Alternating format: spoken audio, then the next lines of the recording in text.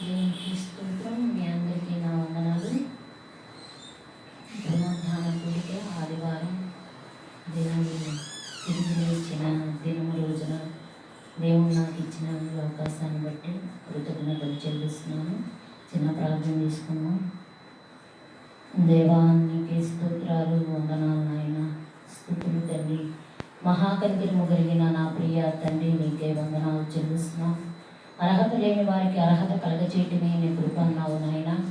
ఏమాత్రము నాకు అర్హత లేదు, యోగ్యత లేదు అయ్యా. జ్ఞానము లేని దాన్ని అయ్యా, నా జ్ఞానము శూన్యము, కానీ నీ పరిశుద్ధాత్మ శక్తి చేత అయ్యా మీరు మాట్లాడిస్తారని, మీరు తిరిగి లెగిచి నా దాన్ని బట్టి అయ్యా 2 మాటలైనా మాట్లాడాలని ఆశ కలిగి నీ సన్నిధిలోనూ నిలబెట్టి ఉన్నావు అయ్యా. ఆశ కలిగిన ప్రాణాన్ని తృప్తిపరిచే దేవుడు మీరే కాబట్టి నాయన, మీరే నన్ను దాచిపెట్టి నీ సెలవు చాటున పరిశుద్ధాత్మ శక్తితో నాతో మాతో మాట్లాడమని చిన్న ప్రార్థనని పాసను చేర్చుకోమని మీ ప్రియ కుమారుడు మా ప్రభువైన నజరుడైన యేసుక్రీస్తు నామములో అడిగి వేడుకుని ప్రార్థిస్తున్నాము తండ్రి, ఆమేన్.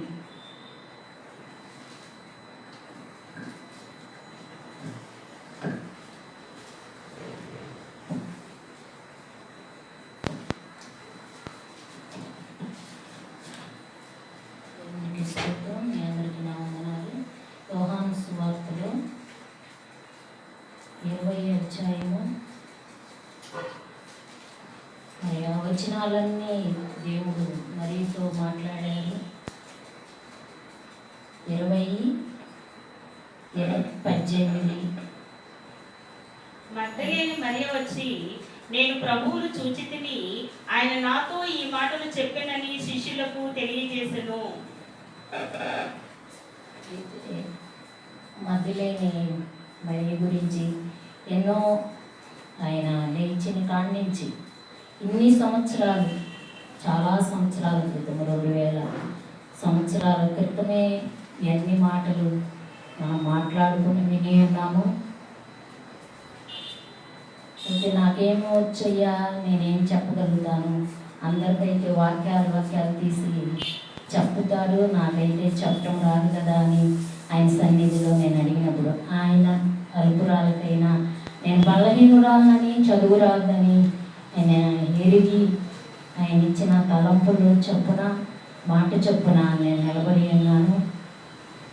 అది కేవలం ఆయన దయ, కనికిరము, జాలే తప్ప నాకైతే భయం, బిడియం, సిగ్గు కూడా. కానీ జీవము కలిగిన దేవుడు నా కోసం ప్రాణం పెట్టి, నా కోసం రక్తం కార్చిన దేవుడు, నన్నెంతగానో ప్రేమించిన దేవుడి కోసం 2 మాటలైనా చెప్పాలనే ఆశ అయితే ఉండగానే చెప్పటమే నాకు కష్టం, భయం. కానీ నిలబెట్టింది ఆయనే కాబట్టి నాలో ఉండి మాట్లాడతారని నమ్ముచూ కృతజ్ఞతలు చెల్లిస్తున్నాను. అయితే మధ్యలేని మరియా ఆయన ఎంతగానో ప్రేమించింది. ఎంత ప్రేమించిందో మరి ఆమె ఒక స్త్రీ అయినా ఇంకా చీకటిగా ఉన్నప్పుడే ఆయన సమాధి దగ్గరికి వచ్చి ఆయన్ని ఎతికి, ఆయన్ని కనిపించకపోతే ఏడ్చి, అక్కడ ఎవరు ఎత్తికి వెళ్ళారో అని అక్కడ వారిని అడిగినప్పుడు ఆయన సాష్టాంగంగా ప్రత్యక్షపరచుకుని ఆమె దగ్గరికి వచ్చి మరియాని మాట్లాడినప్పుడు ఆయన స్వరం ఆమె గుర్తెరిగి బోధకుడా అని మాట్లాడి ఉండగా, ఏదేమైనా ఆమె యేసయ్యని ప్రేమించింది. ఆయన కూడా ఎంతగానో ప్రేమించి, మరియా ఎందుకు ఏడుస్తున్నావు అని మాట్లాడి అన్నారు. అందుని బట్టి స్తోత్రాలు చెల్లిస్తున్నాను. ఆమెను ఎంతగా ప్రేమించాడు. మొట్టమొదటి ఆయన తిరిగి లేచిన తర్వాత ఆమెతో మాట్లాడిన మాటను బట్టి నిజంగా ఆమె ఎంతో ధన్యురాలు. దేవునికే మహిమ, దేవునికే ఘనత. ఆయన లేచిన తర్వాత ఆయన ఆమెతో మాట్లాడిన విధానాన్ని బట్టి కృతజ్ఞతలు చెల్లిస్తున్నాను, వందనాలు చెల్లిస్తున్నాను. ఆమెకి చెప్పిన మాట, నా సహోదరుల దగ్గరికి వెళ్ళి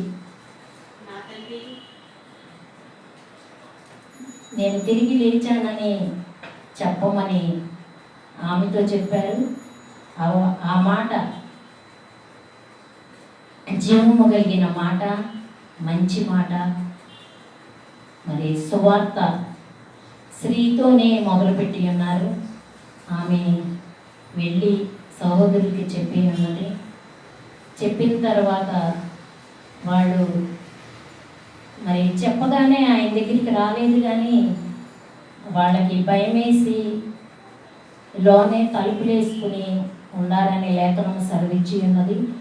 తలుపు వేసుకుని భయపడి తలుపు వేసుకున్నారు అంటే వాళ్ళ హృదయాలు కలవరపడి ఉండొచ్చు, భయపడవచ్చు, హృదయ కాఠిన్యతన అవ్వచ్చని నాకైతే అట్టి తలంపు దేవుడే ఇచ్చారు. లేకపోతే నేను నిలబడేదేదని కాదు. ఎన్నో మాటలు మాట్లాడతాం, కానీ దేవుడి గురించి ఒక మాట అయినా మనం మాట్లాడలేము. అది జీవము కలిగిన మాటలు, మరి సత్యమైన మాటలు. కాబట్టి మనం జాగ్రత్తగా ఆయన దగ్గర వెతికినప్పుడు, ఏం మాట్లాడినయ్యా, నాకేమొచ్చయ్యా అన్నప్పుడు నాకు ఇది తలంపించారు. ఆయన లేచిన తర్వాత నా పని ఇంకా తండ్రి చిత్తం నెరవేర్చాను కదా అని పరమునికి వెళ్ళలేదు, మరీతో మాట్లాడాడు. మరీకి చెప్పి ఉండగా నా సహోదరుల దగ్గరికి వెళ్ళి ఈ మాట దేవుడు లేచాడని అని చెప్పమని చెప్పినప్పుడు ఆయన వాళ్ళైతే శిష్యులైతే అక్కడే ఉండాలి, కానీ మరి సమాధి దగ్గరికి కూడా రాలేదు. వాళ్ళకు భయపడి మరి తలుపు వేసుకుని భయపడి అక్కడే గదిలోనే ఉండాలన్నప్పుడు దేవుడు నాకెందుకులే, వాళ్ళు నా దగ్గరికి రాలేదు కదా అని వెళ్ళిపోలేదు. కానీ మన శిష్యుల దగ్గరికి, తన రక్త సంబంధికుల దగ్గరికి వచ్చి భయపడొద్దనని చెప్పారు. అదే కాకుండా మీరు సమాధానకరముగా ఉండమని చెప్పి ఉన్నారు. అందుని బట్టి స్తోత్రాలు చెల్లిస్తున్నాము నాయన, వందనాలు చెల్లిస్తున్నాను. సమాధానకరముగా ఉండాలని అంటే లేరని అని కూడా కాదు, కానీ నేను అనుకోవటం అయితే నాకు ఇచ్చిన తలంపును బట్టి అయితే వాళ్ళ హృదయాలు కలవరపడి వాళ్ళ హృదయాలను కఠినపరుచుకునే వాళ్ళు ఆ గదిలో కూర్చున్నారని నాకు వచ్చిన తలంపు. అయిన దేవుడు వచ్చి వాళ్ళతో మాట్లాడినప్పుడు దేవుడిని చూడగానే వాళ్ళు సంతోషించారు.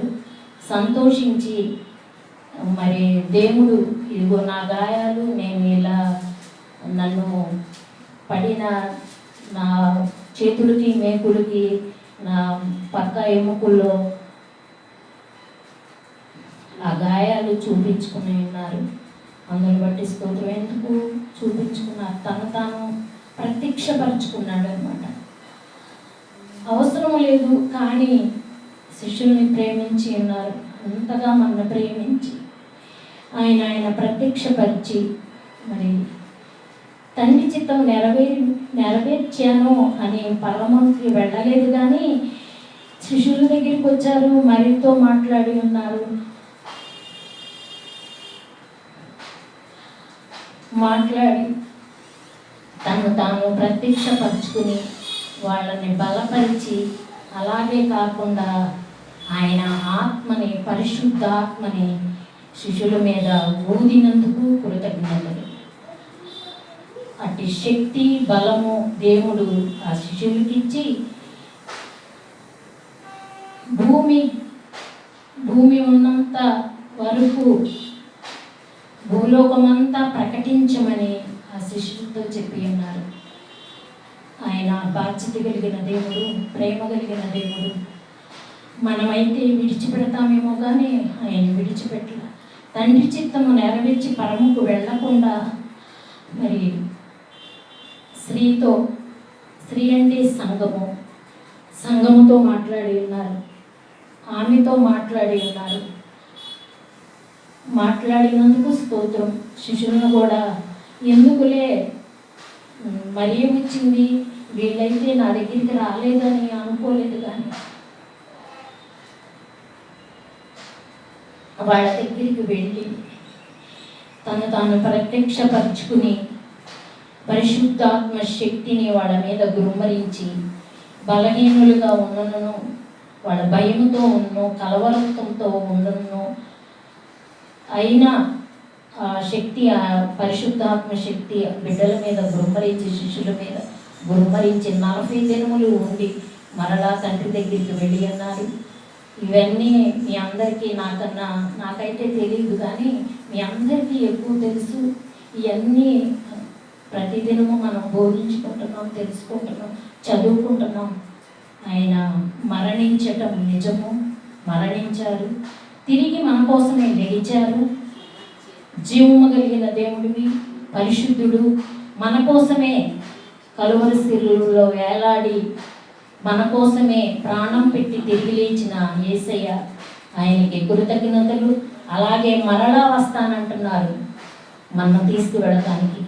ఆ పరిశుద్ధాత్మ శక్తితో మనము కూడా పరిశుద్ధత కలిగి, హృదయ శుద్ధి కలిగి, దేవునికి మహిమకరముగా మనం ఉండులాగా, మరి ఆయన వస్తానన్న దేవుడు రాకుండా ఉండడు కాబట్టి మరణించాడు, తిరిగి లేచాడు, కానీ మరలా తిరిగి వస్తాడు అని లేఖనము సెలవిచ్చింది. ఏ సమయాన్ని వస్తాడో మనకైతే తెలియదు.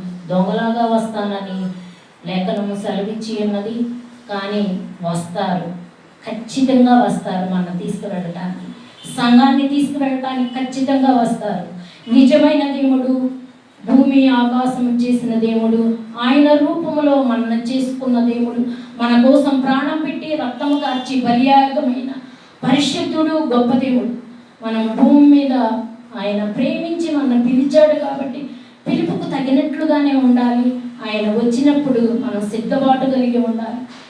మన శక్తి చేత, బలము చేత ఉండలేము, కానీ ఆయన ఆత్మ చేత సమస్తము సాధ్యము కాబట్టి ఆయన శక్తి, ఆత్మ, బలము మనము దినదినము మనలో పరిశుద్ధాత్మ శక్తి వర్ధిల్లునట్లుగా ఆయన కోసం మనం సిద్ధపాటు కలిగి ఉండులాగా, మనం తయారవునట్లుగా, ఆయన వచ్చినప్పుడు, ఆయన పిలిచినప్పుడు ఆ మేఘములో మనం కూడా ఎక్కేవారముగా, వెళ్ళేవారముగా ఉండాలి. కానీ దిగజారిన స్థితిలో, దౌర్భాగ్య స్థితిలో మనం ఉండకుండా, ఏది ఏమైనా అర్హత లేని పాపులమైన మన పిలిచాడు కాబట్టి మనం సిద్ధపాటు కలిగి ఉండాలి. అనేక మందిని సిద్ధపాటు కలిగి చెయ్యాలి. అట్టి పిలుపు మనకు తగినట్లుగానే ఉండాలి. అయితే మరి స్త్రీ వాక్యం చెప్పకూడదు, అలా ఉండకూడదు, ఇలా ఉండకూడదు, బాప్తీసాలు ఇవ్వకూడదు అని కూడా చాలామంది చెప్పటం నేను విని అన్నాను. ఎందుకంటే మండుచున్న సంఘంలో మరి ఝాన్సీ వాణి అన్నీ చెప్పేటప్పుడు నేను చాలాసార్లు విన్నాను. కానీ ఆమె స్త్రీని ఎంతగానో ప్రేమించాడు. మరి జీవగ్రంథంలో ఎంతోమంది స్త్రీలు ఉన్నారు, వాళ్ళందరినీ ఎంతగానో ఆదరించారు, ఘనపరిచారు. మరి వాళ్ళందరూ దేవుణ్ణి ప్రేమించారు, దేవుడు వాళ్ళని ప్రేమించారు. ప్రేమించకపోతే, పిలవకపోతే, ఆదరించకపోతే మరి వేకువజామున లేసి ఆ మధ్యలేని మరి ఆ దేవుడి కోసం మరి చీకటిగా ఉన్నప్పుడు మరి శిష్యులు ఎవ్వరూ రాలా. శిష్యులు కూడా దేవుణ్ణి ప్రేమించారు, ఎంతగానో ప్రేమించారు, అయినా వాళ్ళెవరూ రాలేదు. వచ్చినా తిరిగి వెళ్ళిపోయారు. మరి సహోదరి చెప్పినా కూడా రాలా. కానీ ఆమె స్త్రీ అయి ఉండి ఎంతో ఆయన్ని ప్రేమించింది. నాకు ఆ మాట ఎంతో ఇష్టమైంది. స్త్రీల్ని దేవుడు అంతగా ప్రేమించాడు. ఎందుకంటే రక్షించిన వారందరూ ఆ సత్య సువార్త ప్రకటించాల్సిందే. దేవుణ్ణి ఎవరినైతే నమ్ముకుని ఉన్నారో, ఆడవాళ్ళు అవ్వచ్చు, మగవాళ్ళు అవ్వచ్చు, స్త్రీని ముందుగా ఆ సత్య సువార్త ప్రకటించమని ఆ శిష్యులకు ఎలా అయితే చెప్పి ఉన్నాడో దేవుడు, అలాగనే ఎవరైతే రక్షింపబడ్డారో, స్త్రీలు అవ్వచ్చు, పురుషులు అవ్వచ్చు, ముందుగా స్త్రీకే చెప్పి ఉన్నారు కాబట్టి ఆ ఘనత ఆ స్త్రీకే తగ్గింది. అంటే సంఘానికి, మనము కూడా పిరికివారముగా, భయపడేవారముగా, నేనైతే అలాగే ఇప్పటి వరకు ఉన్నాను. భయంతోనే ఉన్నాను, పిరిగితోనే ఉన్నాను. కానీ ఏది ఏమైన మట్టికి ఆయన నన్ను తీసుకెళ్ళేంత వరకు, నేను ఆయన దగ్గరికి వెళ్ళే వరకు నాకు తోచినది, ఆయన నాకు ఇచ్చినది పరిశుద్ధాత్మ శక్తితో ఒక్క ఆత్మనైనా ఆయనకు అప్పచెప్పాలి. ఆయనకి ఇష్టమైతే ఎన్నో ఆత్మల అప్పచెప్పాలని ఆశే. కానీ ఆ స్త్రీ ఎంతగానో త్యాగం చేసింది, ఎంతగానో దేవుణ్ణి ప్రేమించింది. అలాగనే మనము కూడా దేవుణ్ణి ప్రేమించే వారిగానే ఉండాలి మనము. కానీ మన అవిధేయతను బట్టి దిగజారిన స్థితిలో మనం ఎప్పుడూ ఉండకుండా ఆయన్ని దినదినము ఆయన పాదాల దగ్గర మనం నేర్చుకుని సత్య సువార్త ప్రకటించే సాధనాలుగానే ఉండాలి. స్త్రీ చెప్పకూడదనే మాట అవన్నీ మనసులో మనం పెట్టుకోకుండా జీవము కలిగిన దేవుని గురించి మనం ప్రకటించే బిడ్డలముగా ఉండులాగా అట్టి శక్తి, కృప, ఆత్మ మనకి ఇచ్చి ఉన్నాడు. కాబట్టి అలాగే మనము ఉండాలని నేను కోరుచున్నాను. కానీ ఇప్పుడు వరకు నేను ఏ పని నేను చేయలేదు ఆయన నిమిత్తము. ఇప్పుడు వరకు ఈ దినము నుంచి చెయ్యాలనే ఆశ, అటు ఆశను కూడా దేవుడు నాలో పుట్టించినందుకు స్తోత్రం. అందరూ వాక్యాలు తీసి రాసుకుని చెప్తారయ్యా, నేనేం చెప్పను, ఎక్కడ ఏ వాక్యం ఉందో నాకు తెలియదు కదా అని ఆయన్ని ధ్యానించినప్పుడు, ఆయన్ని అడిగినప్పుడు కొన్ని తలంపులు నాకు ఇచ్చి ఉన్నారు. నేను మండుచున్న సంఘములో గుంటూరులో నేను ఆరాధన చేస్తున్నప్పుడు అలుపురాన్ని దీనురాన్ని నాకేమీ చేత కాదు, తెలియదు, పాటలు పాడటం కూడా నాకు రాదయ్యా అన్నప్పుడు, నీకోసం నేను ప్రాణం పెట్టి తిరిగి లేచానమ్మా అని మాట్లాడి ఉన్నారు. ఆ మాటను బట్టి నాకు ఎంతో ఆనందం కలిగి, సంతోషం కలిగి అప్పుడప్పుడే లేచి నేను సాక్ష్యం చెప్పి ఉన్నాను. ఏదేమైనా దేవుడు ఇష్టమైన బిడ్డ నా ప్రియ సహోదరి జాన్సన్ బట్టి కృతజ్ఞతలు చెల్లిస్తున్నాను.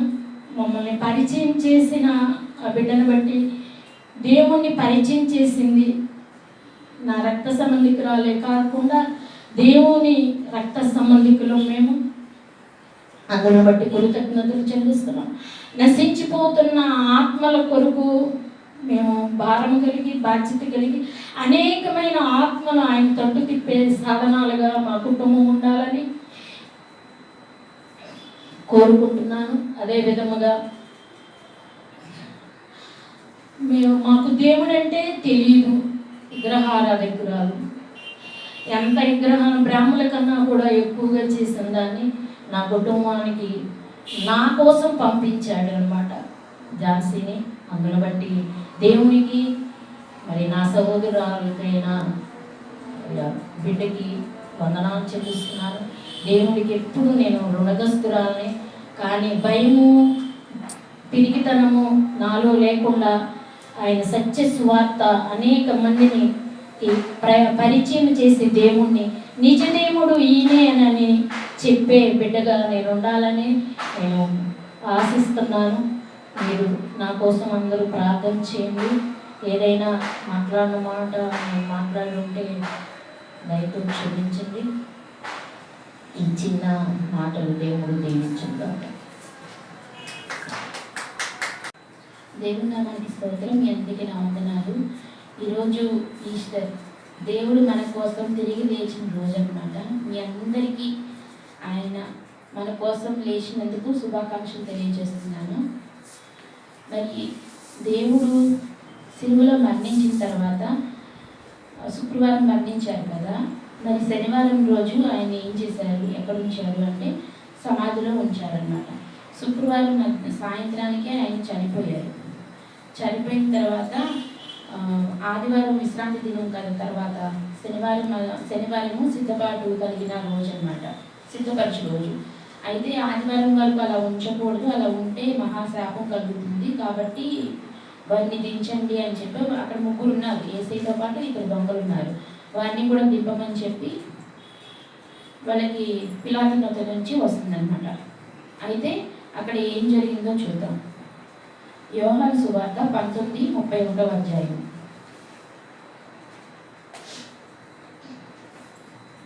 యోహాను సువార్త 19:31. ఆ దినము సిద్ధపరచు దినము, మరుసటి విశ్రాంతి దినము మహాదినము కనుక ఆ దేహములు విశ్రాంతి దినమున సెలవు మీద ఉండకుండానట్లు వారి కాళ్ళు విరుగగొట్టించి వారిని తీసివేయించమని యూదులు పిలాతును అడిగిరి. కాబట్టి సైనికులు వచ్చి ఆయనతో కూడా సిలువేయబడిన మొదటి వాని కాళ్ళను రెండవ వాని కాళ్ళను విరుగగొట్టేది. వారు యేసునద్దకు వచ్చి అంతకుముందే ఆయన మృతి పొంది ఉండుట చూచి ఆయన కాళ్ళు విరుగగొట్టలేదు గాని సైనికుల్లో ఒకడు ఈడితో ఆయన ప్రక్కను పొడిచెను. వెంటనే రక్తమును నీళ్లును కారెను. ఇది చూసిన వాడు సాక్ష్యమిచ్చుచున్నాడు. అతని సాక్ష్యము సత్యమే. మీరు నమ్మనట్లు అతడు సత్యము చెప్పుచున్నాడని ఆయన ఎరుగును. ఆ దినము సిద్ధపరచు దినం అన్నమాట. మరుసటి దినము విశ్రాంతి దినము కాబట్టి ఆ మహాదినమున ఆ దేహములు అలాగా వేలాడుచు ఉండకూడదు కాబట్టి ఆ దేహాలను దించండి అని చెప్పారు. అంటే అప్పుడు బ్రతికున్నట్లయితే వాళ్ళు కాళ్ళని విరగొట్టించి అలా పడేస్తారనమాట. కానీ అక్కడ ఇద్దరు దొంగల కాళ్ళను విరగొట్టించారు. కానీ యేసయ్య అప్పటికే మరణించున్నారు. మరణించిన దాన్ని బట్టి ఆయన దగ్గరికి ఎవరూ రాలేదన్నమాట, కాళ్ళు విరగొట్టలేదు. అయితే ప్రవచన ప్రకారంగా, అంటే లేఖనాల్లో ప్రవచన ప్రకారంగా అతని ఎముకలలో ఒకటైనా విరవబడదు అను లేఖనము నెరవేరినట్లు ఇది జరిగింది. ఆయన కాళ్ళు విరగొట్టలేదు, ఎముక విరవలేదు. ఇది కేవలం లేఖనంలో జరిగినట్టుగానే జరిగిందనమాట. అయితే ఈ తర్వాత ఆయన రహస్య శిష్యుడు ఒక ఆయన ఉన్నారు, అరిమత యోసేపు. ఆయన వచ్చి పిలాతు దగ్గరికి వెళ్ళి నాకు యేసయ్యని ఇవ్వవా, నేను తీసుకువెళ్తానని చెప్పి రిక్వెస్ట్ చేస్తే సరేనని చెప్పి ఆయన అప్పుడే మరణించాడా అని ఆయన కూడా ఆశ్చర్యపోతారనమాట. ఆశ్చర్యపోయి ఆ తర్వాత ఆయన్ని అరిమత యేసేపుకు అప్పగిస్తే ఆయన తీసుకెళ్ళి ఎవ్వరూ ఉంచబడం లేదు అంతకుముందు వరకు ఆ సమాధిలో. ఆయన తీసుకెళ్ళి అక్కడ ఉంచి పెద్ద బండను దొరికిస్తారు. అప్పుడు వీళ్ళు సైన్యాధిపతులు కలిసి వీళ్ళందరూ ఉంటారు కదా, వాళ్ళందరూ కలిసి అక్కడ కాపలాగా కూడా పెడతారు. ఓకే, తర్వాత ఏమైందో చూద్దాం.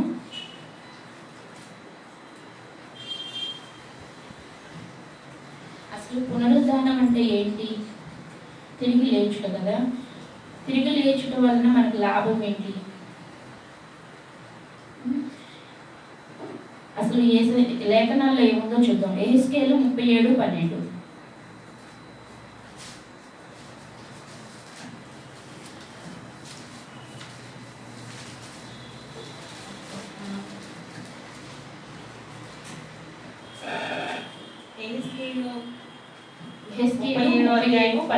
కాబట్టి ప్రవచన వ్యక్తి వారితో ఇట్లనము, ప్రభువుకు యెహోవా సెలవిచ్చినదేమనగా, నా ప్రజలారా, మీరున్న సమాధులను నేను తెరచెదను, సమాధుల్లో నుండి మిమ్మల్ని బయటికి రప్పించి ఇశ్రాయేల్ దేశంలోనికి తోడుకొని వచ్చేదను. నా ప్రజలారా, నేను సమాధులు తెరిచి సమాధుల్లోనున్న మిమ్మల్ని బయటకు రప్పించగా నేను యెహోవానై ఉన్నానని మీరు తెలుసుకొందురు. మీరు బ్రతుకున్నట్లు నా ఆత్మను మీలో ఉంచి మీ దేశములలో మిమ్మల్ని నివసింపజేసేదను.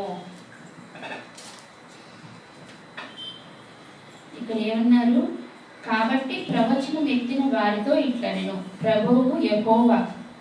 ముందుగానే లేఖనాల్లో ప్రవచన రూపంగా మనకి కనిపిస్తుంది. ఇక్కడ సమాధులలో నేను తెరిచెదను, సమాధుల్లో నుండి మిమ్మల్ని బయటికి రప్పించదును. అంటే సమాధుల్లో నుండి అంటే మనం చనిపోయిన తర్వాత మనల్ని సమాధుల్లో పెడతారు. చనిపోయిన వాళ్ళు మళ్ళీ తిరిగి ఎలా లేచి వస్తారు? రాలేదు కదా. కానీ మహాశక్తివంతుడైన యెహోవా తండ్రి అంటున్నారు, నేను మిమ్మల్ని రప్పిస్తాను. ఎందుకంటే పాపంలో మనం పడిపోయి ఉన్నాం. ఆది కాండంలో మన తల్లిదండ్రులైన ఆదాము గారు అవ్వమ్మ గారు పాపంలో పడిపోయారు కాబట్టి అప్పటి నుంచి ఇప్పటి వరకు మనం చచ్చిన స్థితిలోనే ఉన్నాం. కాబట్టి ఆ స్థితి నుండి మనం దేవుడు మళ్ళీ కాపాడుకోవడానికి, మళ్ళీ మన ప్రాణం విడిచి మనల్ని తీసుకురావడానికి దేవుడు మనకి మాటిస్తున్నారనమాట. సమాధుల్లో నుండి మిమ్మల్ని నేను బయటికి తీసుకొస్తాను అని. అలా దేవుడు మనకి ఇచ్చిన మాటను ఎలా నెరవేర్చుకున్నారో చూద్దాం.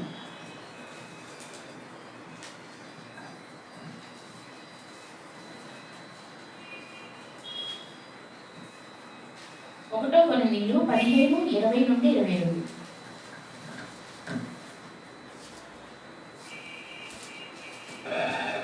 ఇప్పుడైతే నిద్రించిన వారిలో ప్రథమ ఫలముగా క్రీస్తు మృతుల్లో మృతుల్లో నుండి లేపబడి ఉన్నాడు.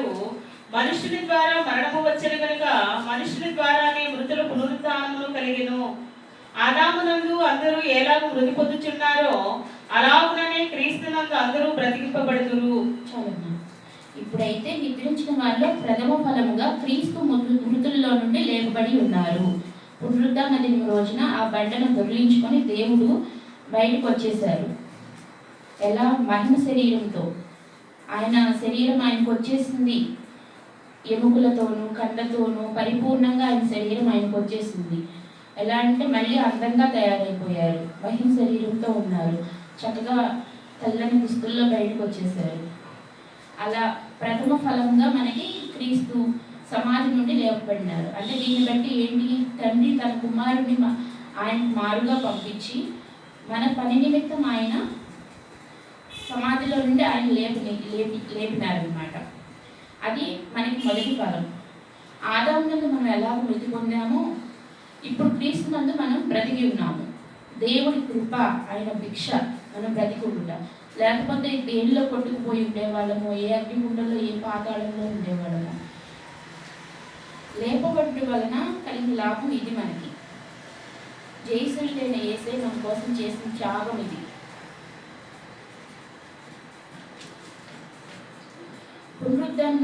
పునరుద్ధానాన్ని ఎవరెవరు నమ్మారు? అసలు యేసే తిరిగి లెగుస్తారా అని చెప్పి ఎవరైనా నమ్మారా? పాపం ఆయన అయితే ప్రతి దగ్గర ప్రతి బోధనలోనూ కూడా నేను లెగుస్తాను, మరణించిన తర్వాత లెగుస్తాను ప్రతి వారి దగ్గర ఆయన చెప్తూనే ఉన్నారనమాట. ఎక్కడెక్కడ చెప్పారో చూద్దాం. ఇప్పుడు మత్తయి సువార్త 20:19.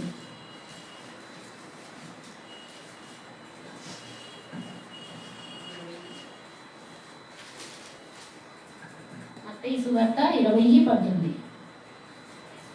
ఆయనను అపహసించుటకును, కొరడాలతో కొట్టుటకును, సిలువ వేయుటకును అన్ని జనులకు ఆయనను అప్పగిత్తురు. 3వ దినమున ఆయన మరలా లేచును. అయితే ఆయన్ని అపహసించి కొరడాలతో కొట్టి అసలు అవహేళనతో ఆయన ఎంతో బాధ పెట్టి ఆయన శరీరాన్ని క్రూరంగా హింసించిన తర్వాత ఆయన్ని మరణానికి అప్పగించాం మనందరం కలిసి. కానీ దేవుడు 3వ దినమున మరలా లెగుస్తాడని చెప్పారనమాట. తర్వాత ఏమి చూద్దాం. యోహాను 2:19.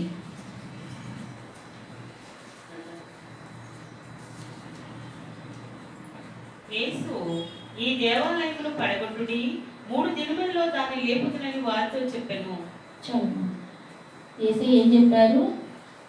లోకపరంగా వారందరూ ఏమనుకున్నారు? అదొక కట్టడి, ఎన్నో 40 సంవత్సరాలు అంటే చిల్లర అంత సంవత్సరాలు కడితే కానీ అది కట్టడం అవ్వలేదు, నువ్వు 3 రోజుల్లో ఎలా కడతావని వాళ్ళందరూ ఎక్కించారు. కానీ దేవుడు ఉద్దేశం వేరు.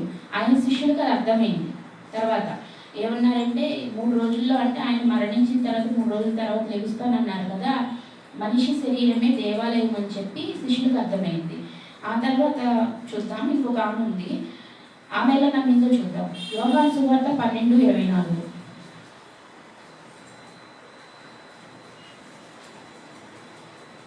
గోధుమ గింజ భూమిలో పడి చావకుండా నీడల అది ఒట్టిగానే ఉండును, అది చచ్చి నీడల విస్తారముగా ఫలించును.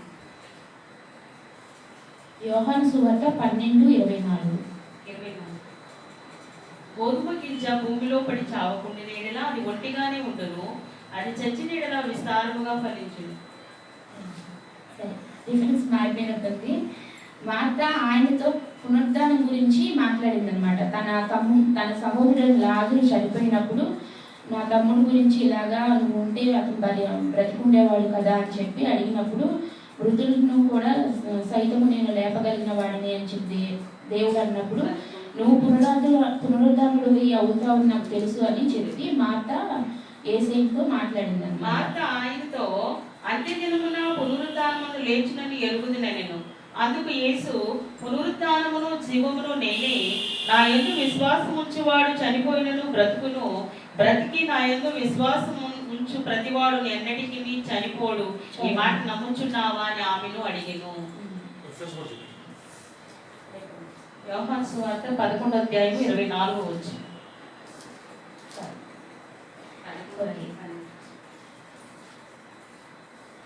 యోహాను సువార్త 12:40. ఈ మధ్యలో ఏమైందంటే యేసయ్య కొన్ని సూచక క్రియలు చేశారు. చేసి అక్కడ దేవుడు శిష్యుల దగ్గర కొన్ని కొన్ని సూచక్రియలు చేస్తున్నా కానీ వాళ్ళకి నమ్మసక్యం కావట్లేదు అనమాట. నమ్మసక్యం కాకపోయేసరికి ఎందుకు మీరు అంత కలవరపడుతున్నారు, ఎందుకు అంత ఇదిగా ఉంటున్నారు, నేను చేసే పనులు మీకు అర్థం కావట్లేదా, నేను ఇలాగా మళ్ళీ లెగుస్తాను, మీరు అర్థం చేసుకోండి అన్నప్పుడు వారు ఏమీ అసలు ఆలోచనే ఉండదు వాళ్ళకి. అప్పుడు దేవుడు వారిని కఠినపరిచారన్నమాట. ఇది కూడా లేఖనంలోనే ఉంది. వారికి తెలియదు, వాళ్ళ కన్నులకు కానీ వాళ్ళ హృదయానికి కానీ దేవుడు ఏ క్రియ చేస్తున్నాడు అనేది వాళ్ళకి తెలియదు. వాళ్ళ హృదయాన్ని కఠినపరచను అని యెషయా ప్రవక్త లేఖనాల్లో ప్రవచించారన్నమాట.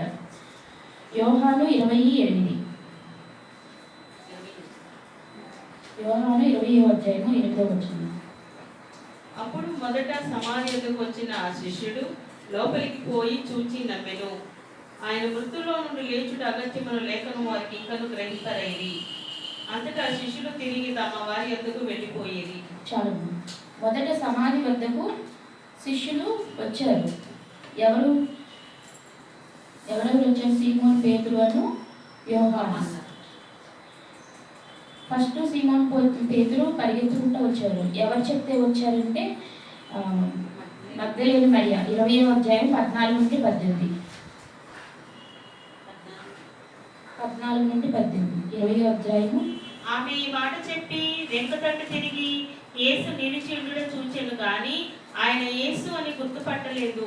యేసు, అమ్మా, ఎందుకు ఏడ్చుచున్నావు, ఎవరిని వెతుకుచున్నావు అని ఆమెను అడగగా ఆమె, ఆయన తోటమాలి అనుకొని, అయ్యా, నీవు ఆయనను మోసుకొని పోయినలా ఆయన ఎక్కడ ఉంచితివో నాతో చెప్పుము, నేను ఆయన ఎత్తుకొని పోవుదునని చెప్పాను. యేసు ఆమెను చూచి మరియా అని పిలిచాను. ఆమె ఆయన వైపు తిరిగి ఆయనను హెబ్రీ భాషలో రబ్బూని అని పిలిచాను. ఆ మాటకు బోధకుడని అర్థము. యేసు ఆమెతో, నేను ఇంకనూ తండ్రి యొద్దకు ఎక్కిపోలేదు కనుక నన్ను ముట్టుకొనవద్దు, అయితే నా సహోదరుల యొద్దకు వెళ్ళి. అయితే మగ్దలేని మరియా అక్కడ ఉండి తనతో పాటు ఇంకా మత్తయి సువార్తలో కూడా ఇంకా ఇద్దరు స్త్రీలు కలిసి వెళ్ళినట్టుగా ఉంటుందన్నమాట. ఎవరు? యేసయ్య తల్లి, ఆమె చెల్లెలు, ఇద్దరు ఈవిడ సుగంధ ద్రవ్యాలు తీసుకొని వెళ్ళినట్టు కనిపిస్తుంది. కానీ అక్కడ బండ దొరికించబడుట, యేసయ్య వెళ్ళిపోవట అది చూస్తారు. చూసి ఆశ్చర్యపోతారు, ఇదేంటి లేరేంటి అని. అయితే అక్కడ ఒక దేవదూత కూర్చొని ఉంటారు. ఒక యవనస్తులైన దేవదూత నిరూపణ చేసుకుని కూర్చొని, ఏంటమ్మా అని అడిగితే మా యేసయ్య అని చెప్పి వాళ్ళు అడుగుతారు. అడిగితే ఆయన ఎప్పుడే గలిలియోకు వెళ్ళారు, మీరు కూడా వెళ్ళండి, అందరూ వాళ్ళకి చాటి చెప్పండి అని చెప్తారు శిష్యులకి. అయితే వాళ్ళు ముగ్గురు ఎవరికి చాటి చెప్పరన్నమాట. భయం వేసి అక్కడ నుంచి వాళ్ళు వెళ్ళిపోతారు. ఎవరికి చెప్పకుండా మౌనంగా ఉన్నారని చెప్పి మత్తయి సువార్తలో ఉంటుంది. అయితే యోహానులో మగ్దలేని మరియా అక్కడ బండ దొరికించుడు చూసి అక్కడ కూర్చొని ఏడుస్తూ ఉంటుంది అన్నమాట. అప్పటికే యోహాన్ దగ్గరికి సీమోన్ దగ్గరికి వెళ్ళి చెప్తుంది, ఇలాగా బండ దొరికించబడి ఉంది, అక్కడ యేసయ్య లేరు అంటే వారు గౌగా పరిగెత్తుకుంటూ వస్తారు. సీమోన్ ముందు పరిగెత్తుకుంటూ వస్తున్నప్పుడు వెనక ఆయన శిష్యులు కూడా పరిగెత్తుకుంటూ వస్తారు. ఆయన కన్నా ముందు ఈయన వస్తారనమాట. ఆయన పేరు యోహాను. ఆయన వచ్చి లోపలికి వచ్చి చూసినప్పుడు అక్కడ ఎవరో ఉంటారనమాట.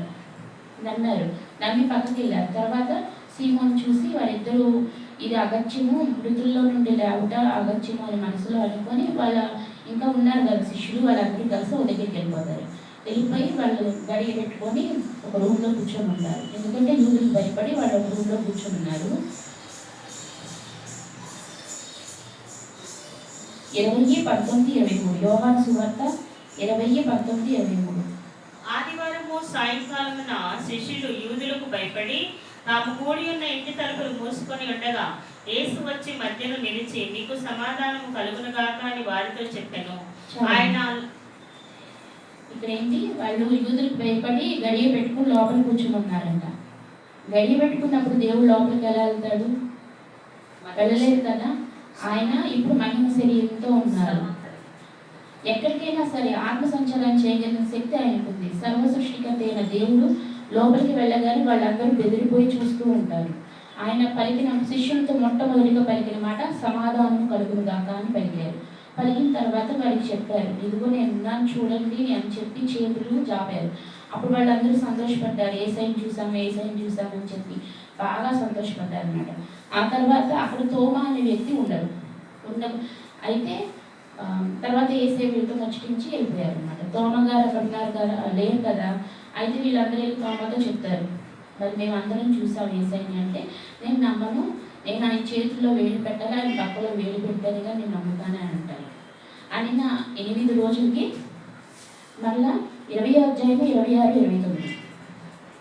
8 దినములైన తరువాత ఆయన శిష్యులు మరలా లోపల ఉన్నప్పుడు తోమా వారితో కూడా ఉండేది. తలుపులు మోయబడి ఉండగా యేసు వచ్చి మధ్యలో నిలిచి, మీకు సమాధానము కలుగును గాక అని. తరువాత తోమాను చూచి, నీ వేలు ఇటు చాచి నా చేతులు చూడుము, నీ చెయ్యి చాచి నా బ్రక్కలో ఉంచి అవిశ్వాసివి కాక విశ్వాసివై ఉండుమనెను. అందుకు తోమా ఆయనతో, నా ప్రభువా నా దేవా అనేను. యేసు, నీవు నన్ను చూచి నమ్మితివి, చూడక నమ్మిన వారు ధన్యులని అతనితో చెప్పాను. ఇక్కడేంటి, తోమా గారు ఉన్నప్పుడు ఆయన మళ్ళీ వచ్చి వాళ్ళందరికీ మరలా మీకు సమాధానం కలుగును కాక అని మరలా అన్నారు. అంటే వాళ్ళందరూ కలవరపడుతూ ఉన్నారు, ఏం చేయాలి ఆలోచనతోనే ఉన్నారు. ఎందుకంటే ఏసే వారికి అప్పటిదాకా సహవాసంలో ఉన్నారు కదా, ఒకసారి లేకపోయేసరికి వారికి భయంగా ఉంటుంది. ఎక్కడికి వెళ్ళాలన్నా, ఏదైనా ప్రకటించాలన్నా, బయటకు వెళ్ళాలన్నా భయపడుతూనే ఉన్నారు. ధైర్యం అనేది వాళ్ళలో లేదు. అందుకని దేవుడు ఒకసారి సమాప్తమైంది అని చెప్పి పరలోకానికి వెళ్ళలేదు. ఇవన్నీ కంప్లీట్ చేయాలి, నా బిడ్డల్ని, నా శిష్యుల్ని, నా సహోదరుల్ని తయారు చేసి మొత్తం భూమి మీదకి పంపించాలని ఒకే ఒక సంకల్పంతో ఆయన భూమి మీద తిరుగుతూనే ఉన్నారు కొన్ని రోజుల వరకు.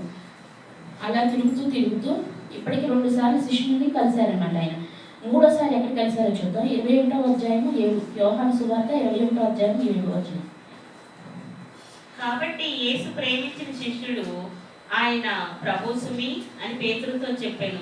ఆయన ప్రభు అని సీమోను పేతురు విని వస్త్రహీనుడై ఉన్నందున పైబట్ట వేసి సముద్రంలో దుమికెను. చాలా ఇక్కడేంటి, వాళ్ళందరూ ఒక యూనిటీగా నేను చేపలు పట్టడానికి వెళ్తున్నానని సీమోను పేతురు అనగానే మేము వస్తాం అని చెప్పి అందరూ ఇంకా దేవుడి పని వదిలేసి ఇంకా ఆయన చెప్పినవన్నీ మరుగు చేసేసుకొని ఇంకా బయలుదేరి చేపలు పట్టుకోవడానికి వెళ్ళిపోయారు.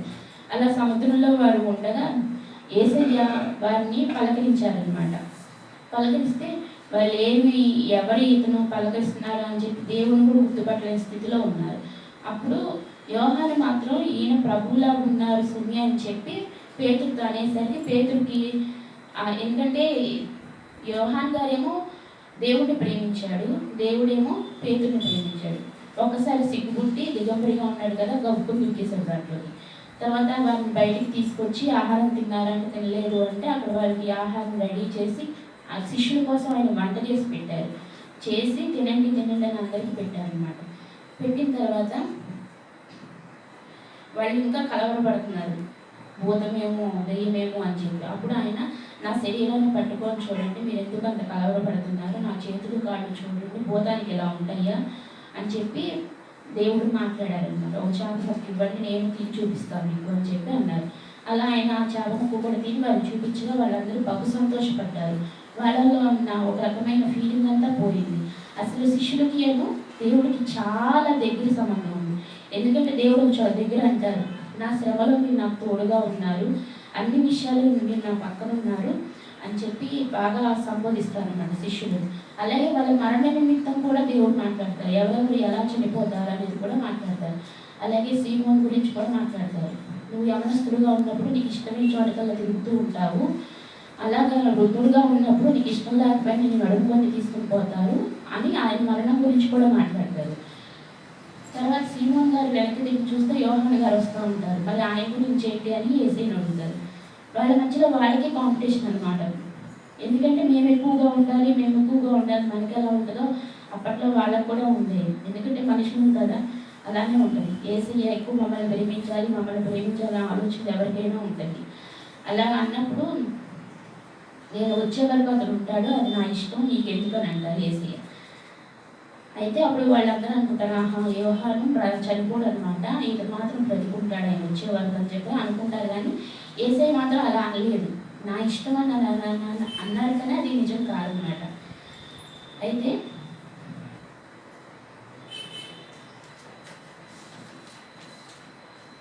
ఇదంతా ఇదంతా జరిగిన తర్వాత వారి క్రియల్లో మార్పు వచ్చింది. వారిలో ఉన్న కఠినత్వం ఎలా పోయిందో చూద్దాం. లూకా సువార్త 24:45.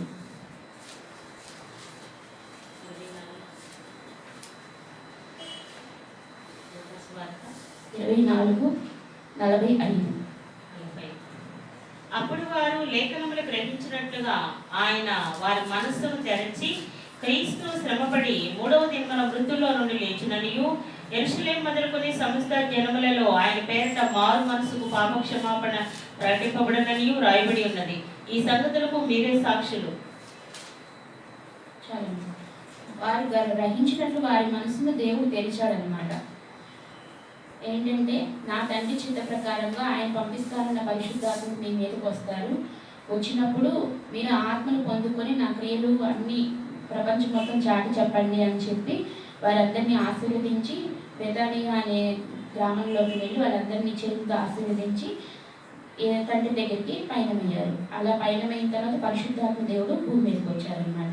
అయితే శిష్యులకి యేసయ్యకి ఎంత సంబంధం ఉందంటే, తోమా అయితే నువ్వు ఎక్కడికి వెళ్తున్నావు, మమ్మల్ని వదిలేసి వెళ్ళిపోతావా అని అంటే, నేనే సత్యమును నేనే మార్గమును, మీరు నన్ను వెంబడిస్తారు, అంతా మీకు తెలుస్తుంది, మీరు భయపడకండి అని అంటారు. అయితే 2 సార్లు మేము వెళ్ళిపోతున్నాం అంటున్నావు నువ్వు అని ఒకసారి అంటే, రెండోసారి మళ్ళీ ఇంకొక దగ్గర దేవుడు అంటాడు, నేను వెళ్ళిపోతున్నాను, మీరు దుఃఖ హృదయాలతో ఉండకండి, పరిశుద్ధాత్మ దేవుడు వచ్చి మిమ్మల్ని ఆదరించి మీకు ఏం కావాలో సత్యము అన్ని వివేచనలు అన్నీ నేర్పిస్తాడు, మీరు భయపడవద్దు అని చెప్పి దేవుడు వాళ్ళందరినీ ఆశీర్వదించాడు. ఈ చిన్న వాక్యాన్ని దేవుడు దీవించున్నారు.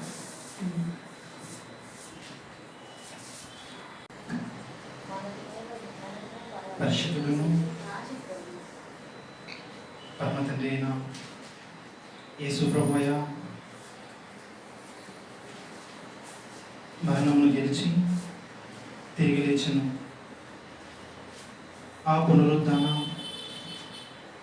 విజయము మనందరికీ కలుగచేసింది. కాబట్టి ఆ పునరుద్ధాన ఆదివారం రోజున, ఆ పరిశుద్ధ ఆదివారం రోజున మనమందరము ఆయన సన్నిధిలో కూడి ఉన్నామంటే అదంతయు ఆయన కృపయే. కావున ఈ మధ్యాహ్న కాల సమయంలో కొద్ది నిమిషములు ఆయన పునరుద్ధానంలో మనకిచ్చిన విజయమును, ఆయన పునరుద్ధానంలో మనకు కలిగిన నిరీక్షణయు, ఆయన పునరుద్ధానంలో మనకు కలిగిన అన్నియును ఏమి మనకు అందివ్వదనో అవన్నీ ఆయన పునరుద్ధానం ద్వారా మనకు అందించను. కాబట్టి ముందుగా చిన్న ప్రార్థన చేసుకుని వాక్య ధ్యానంలోకి వెళ్ళదు. పరిశుద్ధుడా, ప్రేమగల తండ్రి, గొప్ప దేవ యేసయ్య, మీ పరిశుద్ధ పాదములకు స్తోత్రములు నాయన. తండ్రి, మీరు మా కొరకు పొందిన శ్రమను, వేదనను, బాధను, మరణమును కూడా దేవా మీరు జయించి తిరిగి లేచినారు.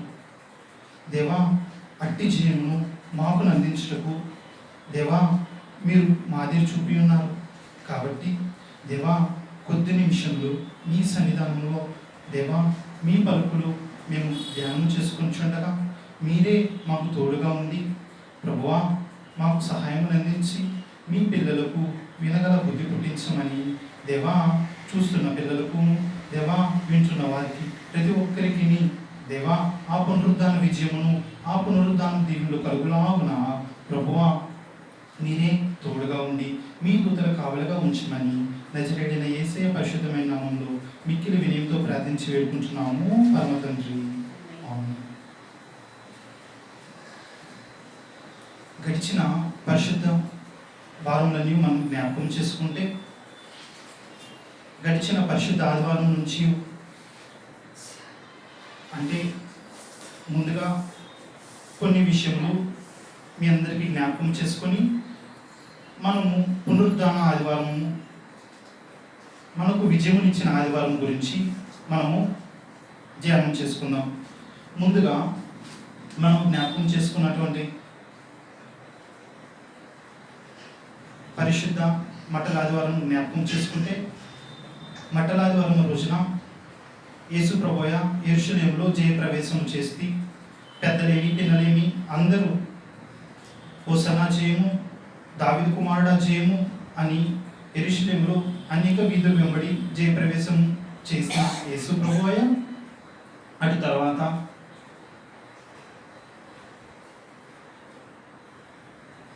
ఆయన జనసమూహములను అనేక స్వస్థత కార్యములను అన్నీ గమనిస్తూ ఉన్న అప్పటికి ధర్మశాస్త్రోపదేశకులైతేనేమి, సద్దుకేయులైతేనేమి, శాస్త్రులైతేనేమి అందరూ యేసు ప్రభువుని తగ్గించి చూస్తూ ఉండగా, దగ్గర నుంచి చూస్తూ ఉండగా, ఇన్ని కార్యములు చేస్తున్నాడు, జనసమూహం అంతా ఈయన వెంబడి తిరుగుచున్నది, ఈయన ఎట్లా మనము అప్పచెప్పాలి, ఎట్లా మనము ఇతని మీద నిందారోపణ చేయాలి, ఎట్లా మనము ఇతన్ని బంధించాలి అని వాళ్ళు చేసుకున్న మాయోపాయములు ఇవన్నీ ప్రభు ముందే తెలిసే ఉన్నవి. ఆ నిరూపణలలో కూడా ప్రభు ముందే తెలిసి కూడా తన అప్పగిప్పబో తన శిష్యుడైన ఇస్కరియోతు ప్రాంతానికి చెందిన యూదాని బట్టి కూడా ఆ పరిశుద్ధ గురువారం రోజున తాను ఇచ్చినటువంటి ప్రభు బలారాధనలో కూడా తను ముక్కుపుచ్చుకొనగానే అతను వెంటనే వెళ్ళను అని చెప్పినట్లు ఈ సందర్భములన్నీ ప్రభు ముందే గుర్తెరిగింది కాబట్టి ఎక్కడైతే ఆ ధర్మశాస్త్రోపదేశకులు కానీ ఆ యాజకులు కానీ ఎక్కడైతే ప్రభువును దొరుకుతాడు, ఏ సమయం అయితే ఎక్కడైతే ఉంటాడు అని ఇవన్నీ గమనించిన వారు తన శిష్యుడైన ఇస్కరియోతు యూదా గారిని వారు కొన్ని వెండి నాణములకు కొన్నిట్టుగా మనకు ధర్మశాస్త్రంలో మనకు పట్టణంలో చదువుకుని ఉన్నాం. ఇట్లా ఇవన్నీ పరిశుద్ధ వారముల్లో మనమందరము జ్ఞాపకం చేసుకుంటూ ఉండగా చివరగా ఆయన అప్పగింపబడ్డారు. అప్పగింపబడిన తర్వాత ఆ శ్రమలను పొందారు, ఆ బాధను పొందారు, అనేక వేదన ఇవన్నీ శిలువ ధ్యానముల్లో మీరందరూ జ్ఞాపకం చేసుకుని ఆయన శిలువ ధ్యానమును దగ్గరగా చూసి ఉన్నారు. ఆయన శిలువ యందు బలము మీరు పొందుకొని ఉన్నారు. ఈ శిలువ ధ్యానంలో అక్కడ జరిగిన ఆ గొల్గొతా కొండ మీద చివరగా మీరు గమనించినట్లయితే అక్కడ ఉన్న ఒక శతాధిపతి కూడా ఆ సమయంలో స్వస్థత నొందుతా, యేసు ప్రభువు చనిపోయిన సమయంలో కూడా తను స్వస్థత నొందుతా మీరు గమనించి ఉంటారు. ఎలా అంటే యేసు ప్రభువు శిలువ మీద ఇంకను మరణము ఉన్నాడా, ఇంకను బ్రతికి ఉన్నాడా అని ఆ శతాధిపతి తన బల్లెముతో రొడవగా యేసు ప్రభువు ప్రక్కలో నుంచి కారిన రక్తము నీళ్లు ఆ శతాధిపతి కళ్ళ మీద పడుతుంది. అప్పుడు వరకు ఆ శతాధిపతి తన కుడికన్నైతే కనిపించకుండా కొంచెం ఇదిగా ఉంటుంది. కానీ ఎప్పుడైతే యేసు ప్రభువు రక్తము ఆ రక్తంతో కలిసి ఉన్న నీరు కారునంతగా ఆ శతాధిపతి మీద కంటి మీద పడవగానే ఆ శతాధిపతి కన్ను ఆ నిమిషంలోనే ఆ సెకండ్లోని స్వస్థత నొందినట్లు ఆ శతాధిపతి స్వస్థత పొందుతారనమాట. ఆ శతాధిపతి కూడా పిలాతు గారితో చెప్తారు, ఈయన నిజంగానే దైవకుమారుడు, ఈయన నిజంగానే ఈయన ఏ దోషము లేదు, ఎందుకంటే ఆ నిమిషంలోనే స్వస్థత పొందారు కదా శతాధిపతి. అందువల్ల ఆయన పిలాతు గారితో చెప్తారనమాట, ఈయన దైవకుమారుడు, ఈయన ఏ దోషము కనిపించలేదు అని. ఇవన్నీ శిలువ ధ్యానంలో మనం నెమవేసుకున్నాం. ఇప్పుడు శిలువ ధ్యాన కాల సమయంలో జరిగినటువంటి చివరి ఘట్టమును ఒక్కసారి చూసినట్లయితే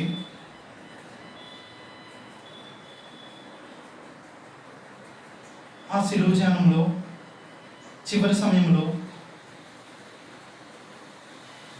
యేసు ప్రభువును శిష్యుడిగా ఎంచబడలేదు, యేసు ప్రభువును దగ్గర నుంచి చూడలేదు.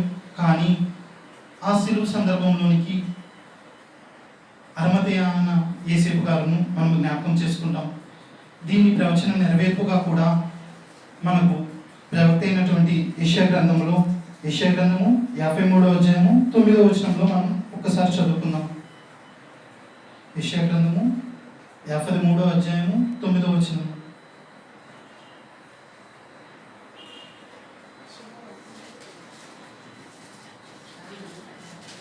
యెషయా గ్రంథము 53వ అధ్యాయము 9వ వచనం.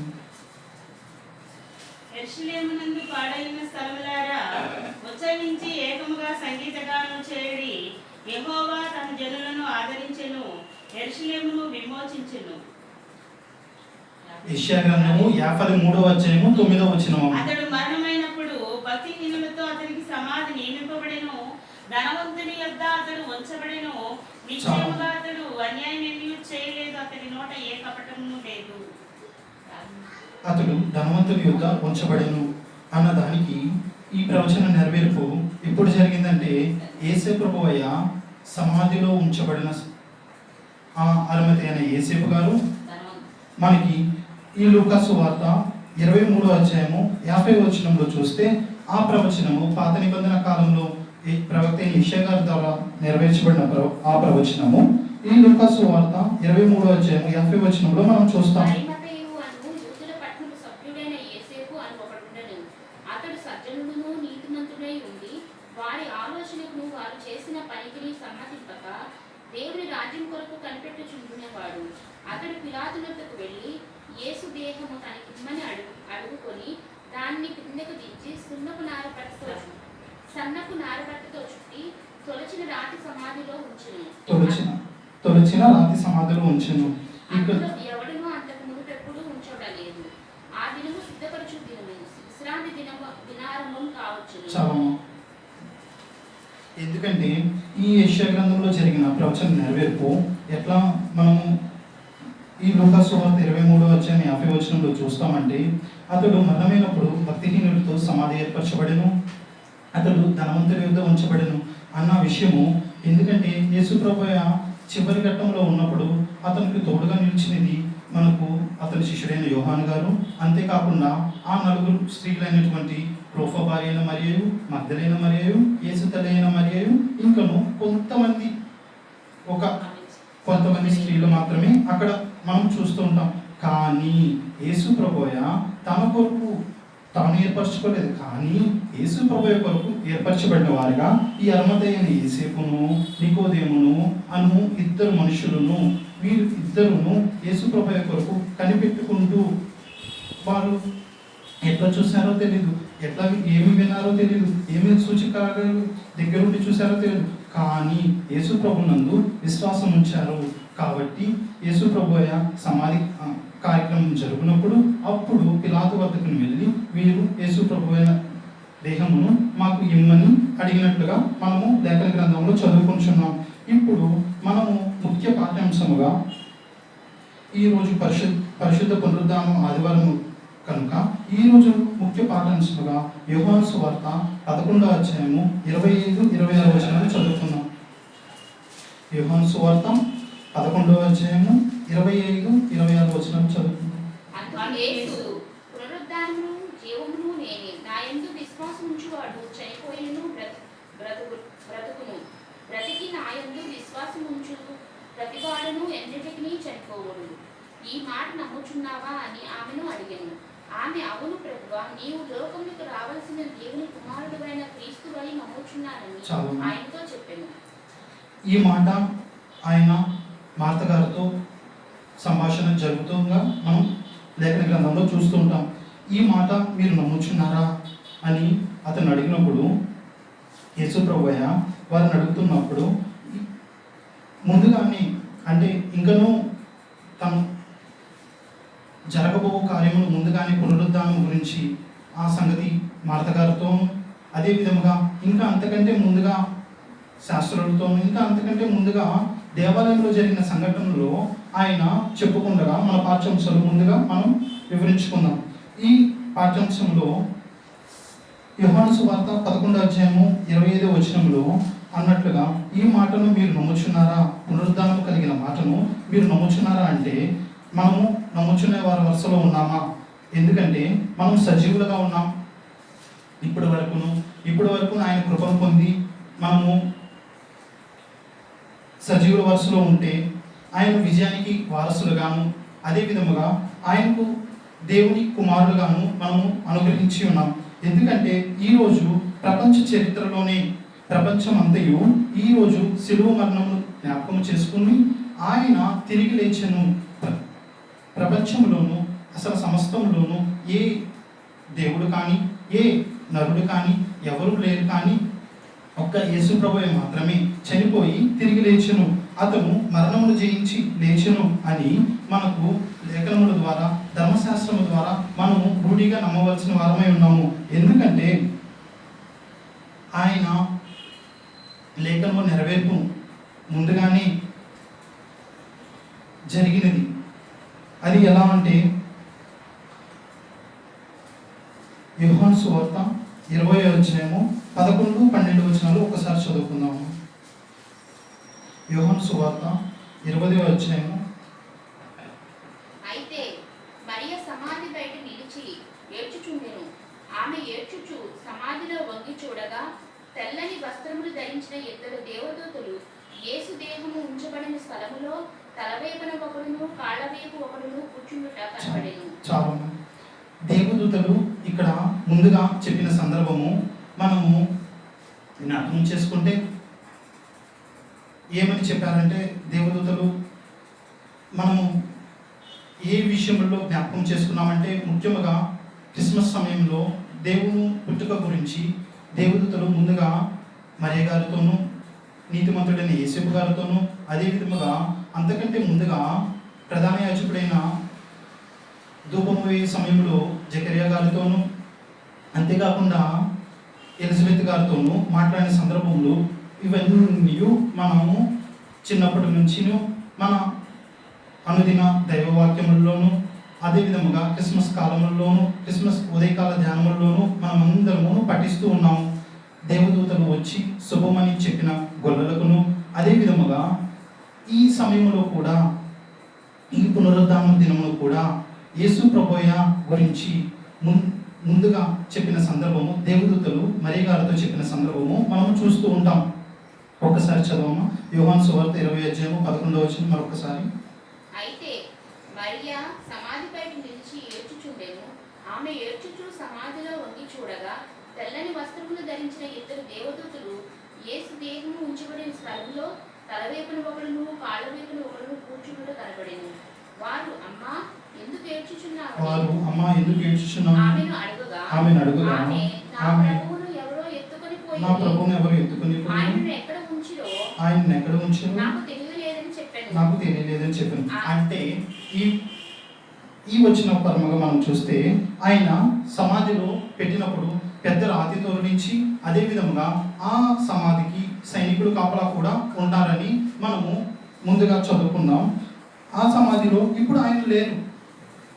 ఆ సమాధిలో ఉంటారు కదా, చనిపోయిన ఎవరైనా కానీ ఆ సమాధిలో ఇప్పుడు మనకు తెలిసిన వారిని ఎవరినైనాను ఈ లోకపర మనుషులను మనం చేసిన సమాధులు చూస్తూ ఉంటే, సమాధిలో పెట్టేసిన తర్వాత అక్కడ ఎవరు లేకుండా ఉండటం మనం చూస్తామా? కాదు కదా. అందరూ సమాధిలో ఉన్నారంటే అందరూ పూర్తి చేసిన తర్వాత ఇక దాంట్లోనే ఉంటారు కదా. దాంట్లో ఉన్న తర్వాత వాళ్ళు దేవుడి దగ్గరికి తన ఆత్మ కొనిపోబడుతుంది అని అట్లా అని మనం విశ్వసిస్తూ ఉంటాం. కానీ ఇక్కడ మనం చూస్తూ ఉంటే ఆయన ఖాళీ సమాధి ఉండుట ఆమె చూచెను. ఈ ఖాళీ సమాధి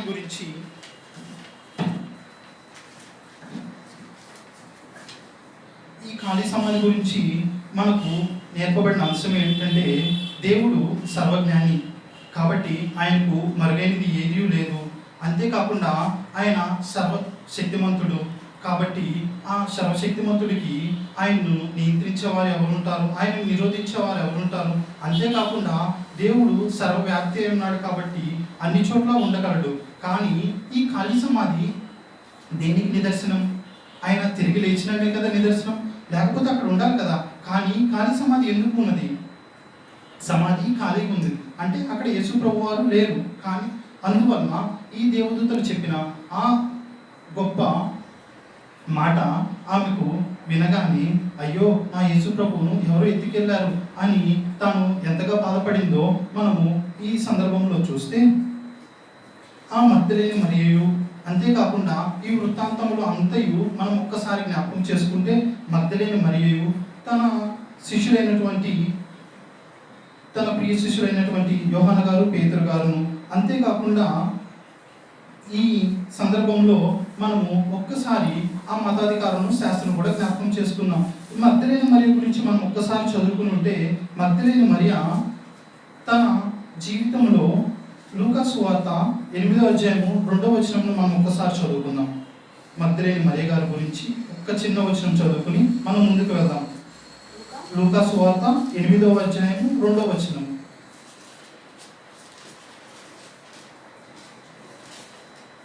లూకా సువార్త 8వ అధ్యాయం. 12 మంది శిష్యులను, అపవిత్రాత్మలను, వ్యాధులను పోగొట్టబడిన కొందరు స్త్రీలను, అనగా 7 దెయ్యములు వదిలిపోయిన మగ్దలేనే అనబడిన మరియయు, హేరోదు యొక్క గృహ నిర్వాహకుడును అగు పూజా భార్యయగు యోహన్నాయు, సూసన్నాయు ఆయనతో కూడా ఉండిరి.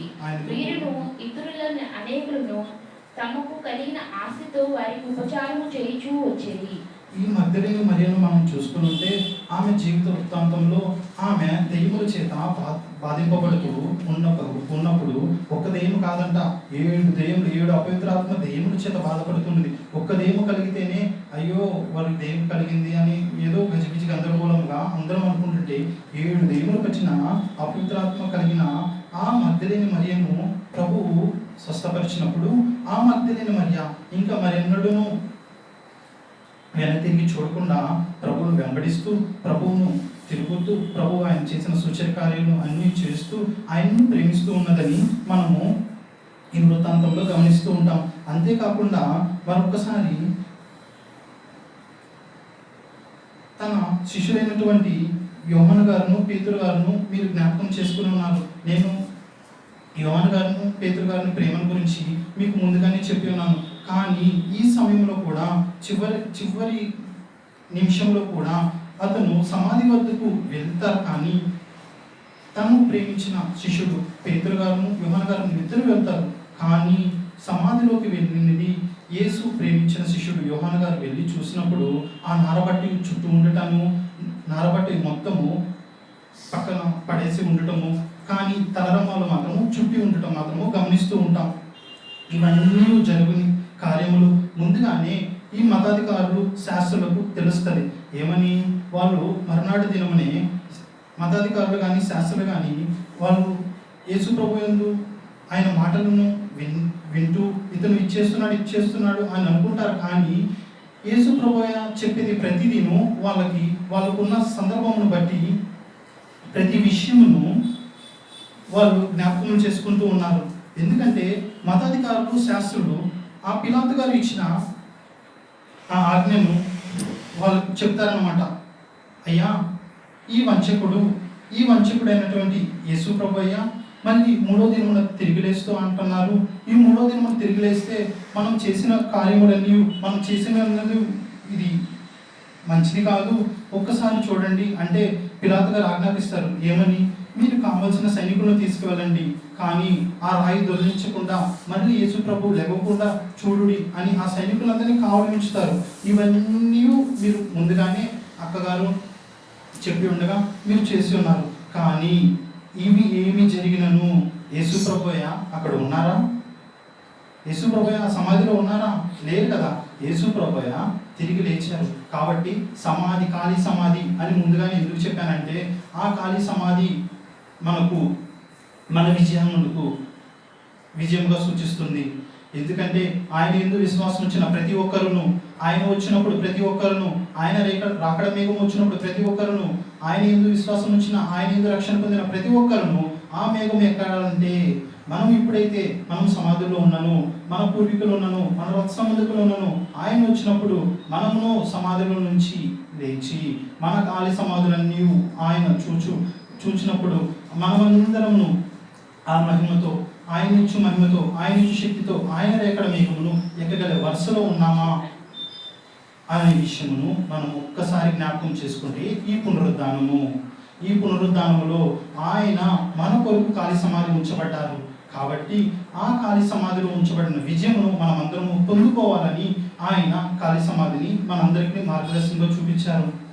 అంతేకాకుండా ఇంకా మనం పాఠ్యంలో ముందుకు వెళ్తే యేసు ప్రభువు గారు క్రీస్తు పునరుద్ధానంలో ప్రతి ఒక్కరును యేసయ్య తిరిగి లేచారు, యేసయ్య తిరిగి లేచారు అని చెప్తూ యేసయ్య తన శిష్యులకును అదే విధముగా వారి వారి సందర్భంలో జ్ఞాపకం చేస్తూ 40 దినములు అగుపడుతూ వారిలో ధైర్యం నింపినట్లుగా మనం లేఖన పట్టణంలో చదువుకుని ఉన్నాం. అంతేకాకుండా ఈ క్రీస్తు పునరుద్ధానం వలన మనము ఆయన యందు విశ్వాసం ఉంచి, ఆయన యందు నమ్మిక ఉంచి, ఆయన మాటను గైకొంటే మనకు ఈ క్రీస్తు పునరుద్ధానం వల్ల కలుగు విజయములను మనం చూద్దాం. ఆయన విజయము, మరణము మీద విజయము పొంది ఉన్నారు. ఆ విజయమును మనకు అనుగ్రహించుటకు మొట్టమొదటిగా క్రీస్తు పునరుద్ధానము ద్వారా ఆయన ఏమి తెలియచేశారంటే ఆయన సత్యవంతుడిగా తెలియచేశారు. క్రీస్తు పునరుద్ధానం ద్వారా ఆయన సత్యవంతుడిగా గైకొన్నారు. అది యోహాను సువార్త 14వ అధ్యాయము 6వ వచనంలో ఒకసారి చదువుకుందామమ్మా.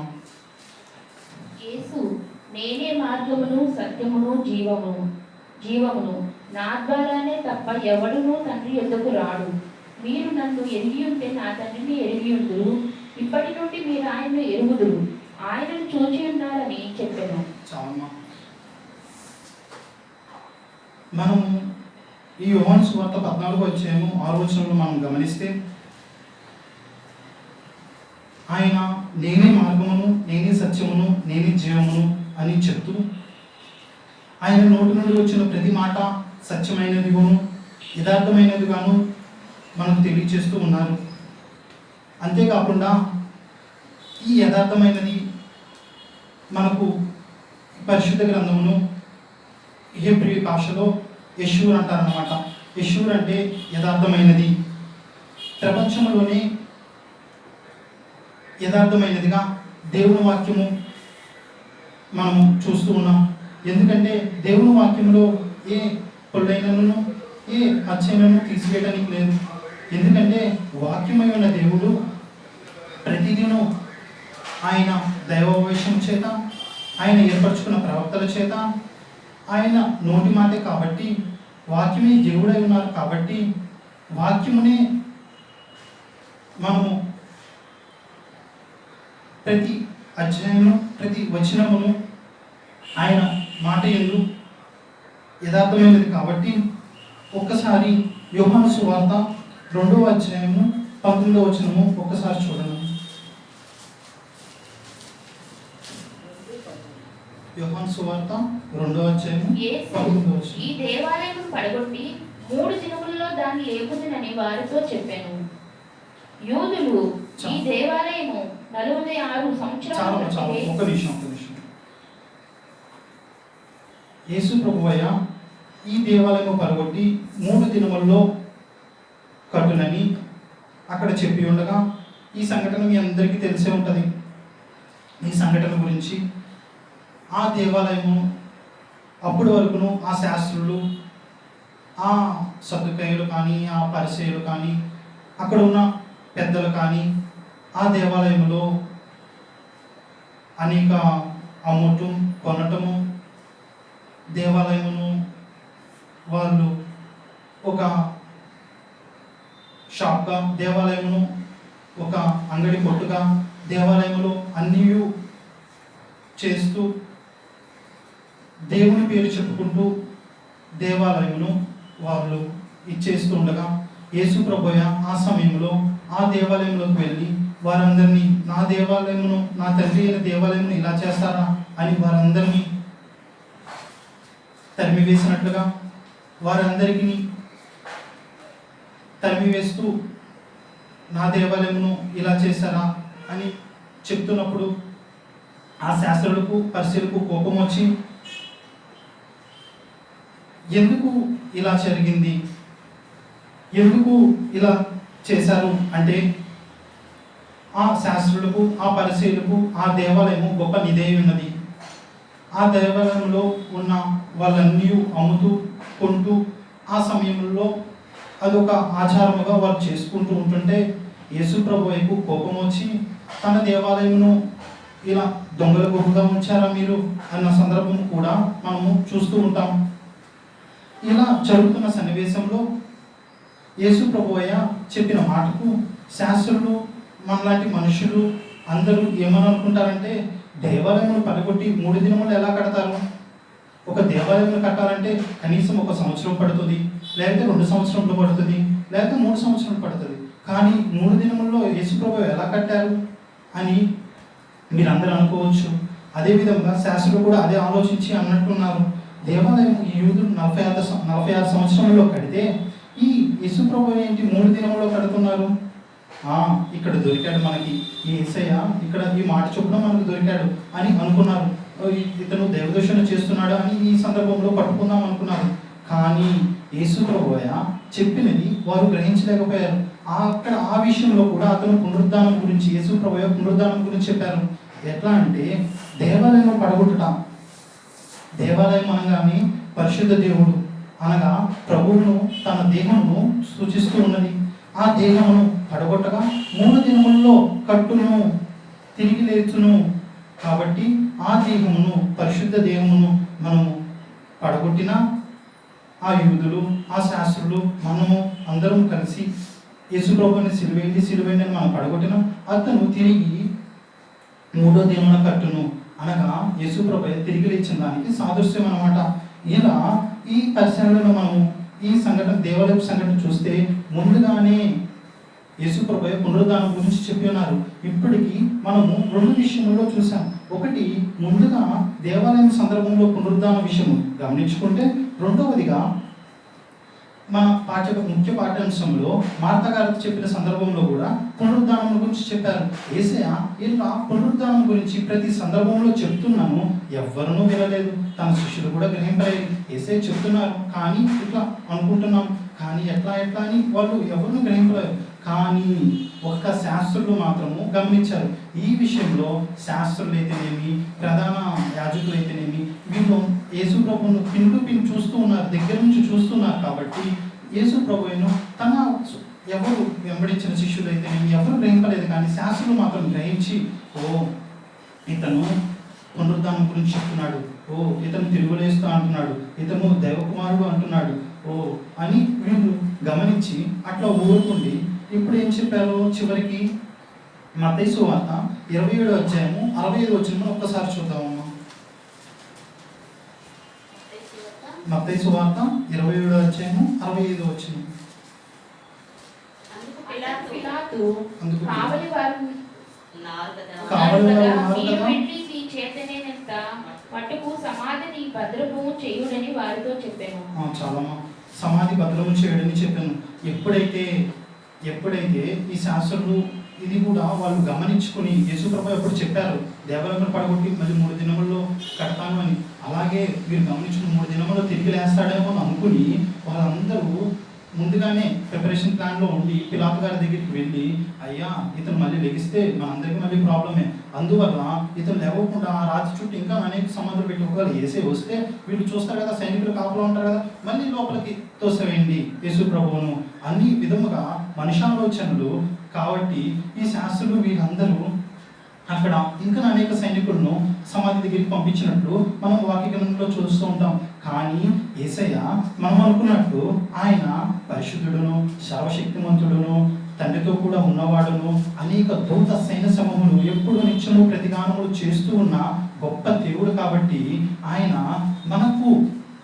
ఆయన ఏ సమయంలో లెగిచినాడు, ఏ సమయంలో సమాధి నుంచి బయటకు వచ్చారు, ఇంతవరకు ఎవరికి ఏమి వాక్య గ్రంథంలో లిఖితములు అయినట్లుగా ఎవరు లేదు. కానీ మీరందరూ యేసు ప్రభువునందు మీరు మీ అనుదిన ప్రార్థనలోను, మీ వ్యక్తిగత ప్రార్థనలోను మీరందరూ ఆయన పాద సన్నిధిలో కనిపెడితే మాత్రము ఖచ్చితంగా ఆ సమాధిలో నుంచి ఆయన ఎలా లేచనో, ఆ సమాధిలో నుంచి ఆయన ఎలా తిరిగి లేపబడినో అవన్నీ మీ అందరికీ చెప్పగలగన ప్రభు అయి ఉన్నాడు. కాబట్టి యేసయ్య ఈ మొదటి మాట నుంచి యేసు ప్రభువునందు పునరుద్ధానం, ఆయన సత్యవంతుడు, క్రీస్తులోని పునరుద్ధానము ఆయన సత్యవంతుడు అని తెలుస్తుంది. ఎలా అంటే ఆయన నేనే మార్గము నేనే సత్యము అని చెప్పారు. కాబట్టి యేసు ప్రభువే మనకు మార్గముగాను మనకు జీవముగాను ఉన్నారని ఈ క్రీస్తు పునరుద్ధానము తెలియజేస్తున్నది. ఇలా పునరుద్ధానము తెలియచేస్తున్న సందర్భం కాకుండా ఈ క్రీస్తు పునరుద్ధానం వల్ల ఇంకొక విషయము మనము జ్ఞాపకం చేసుకుంటే, ఈ పునరుద్ధానము మన రక్షణకు ఇప్పటి వరకు ఈ పునరుద్ధానము ఆయన సత్యవంతుడని తెలుస్తుంది. యేసయ్య సత్యవంతుడు కదా, యేసయ్య అన్ని మాటిస్తూ తప్పని దేవుడు కదా, కాబట్టి ఆయన సత్యవంతుడని క్రీస్తు పునరుద్ధానం ద్వారా తెలిస్తే, ఇప్పుడు ఆయన పునరుద్ధానం ద్వారా మనకు రక్షణ ఎలా వచ్చినది, ఆయన పునరుద్ధానం ద్వారా మనకు రక్షణ ఎలా వచ్చినది చూసుకుందాం. అపోస్తులైన పౌలు గారు రోమీయులకు రాసిన పత్రిక 10వ అధ్యాయము 9వ వచనము ఒకసారి చదువుకుందాం. అపోస్తులైన పౌలు గారు రోమీయులకు రాసిన పత్రిక 10వ అధ్యాయము 9వ వచనము. అదేమనగా యేసు ప్రభువని నీ నోటితో ఒప్పుకొని దేవుడు మృతుల్లో నుండి ఆయన లేపినని నీ హృదయమందు విశ్వాసం ఉంచిన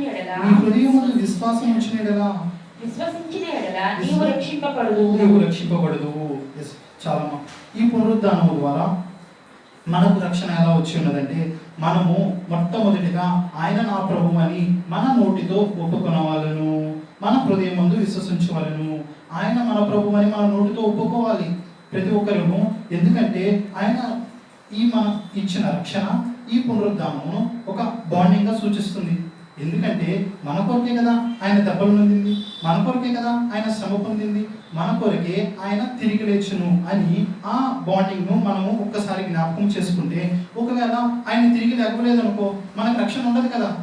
అంతే కదా, ఆయన సమాధిలోనే యేసు ప్రభు వారు చనిపోయి అట్లా ఉంచబడి ఉంటే ఇప్పటికీ మనం అనేకులను చూస్తూ ఉంటాం. ప్రపంచాన్ని అయితేనేమి, అనేక గొప్ప గొప్ప రాజులను అయితేనేమి, అనేక యుద్ధములు గెలిచిన వారిని అయితేనేమి, ఇప్పటికును సమాధుల్లో ఉంచబడిన వారు అట్లాగే ఉన్నారు. కొన్ని కెమికల్స్ నుంచో లేకపోతే కొన్ని బాక్సెస్ నుంచో ఆ రాజుల సమాధులను కానీ, వాళ్ళకి ఇంకను సమరయోధులు కానీ అలాంటి వారిని అందరూ భద్రంగా సమాధుల్లో పెట్టి అలాగే ఉంచారు. కానీ ఒక్క యేసయ్య సమాధి మాత్రమే ఖాళీ ఉంచబడింది.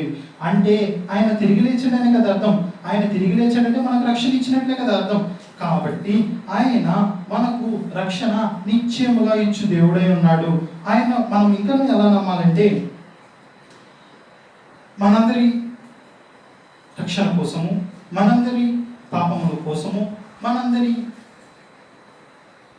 మనము చేసిన ప్రతి కార్యములు కానీ ఏమైనా ప్రతి దానిని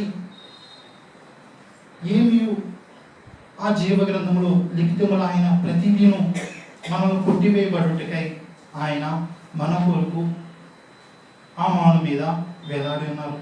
కావున ఆయన తిరిగి లేచిన సందర్భంను జ్ఞాపకం చేసుకుంటూ, ఆయన పునరుద్ధానం మన మానవ జీవితానికి ఒక భరోసా అన్నమాట.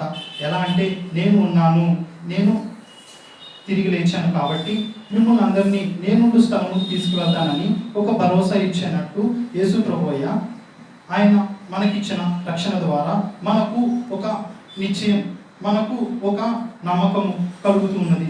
అలాగే మనం ఒక చిన్న కథ మనం చూసుకుని ఉంటే, ఒక తండ్రికి ఒక కొడుకు ఉంటాడనమాట.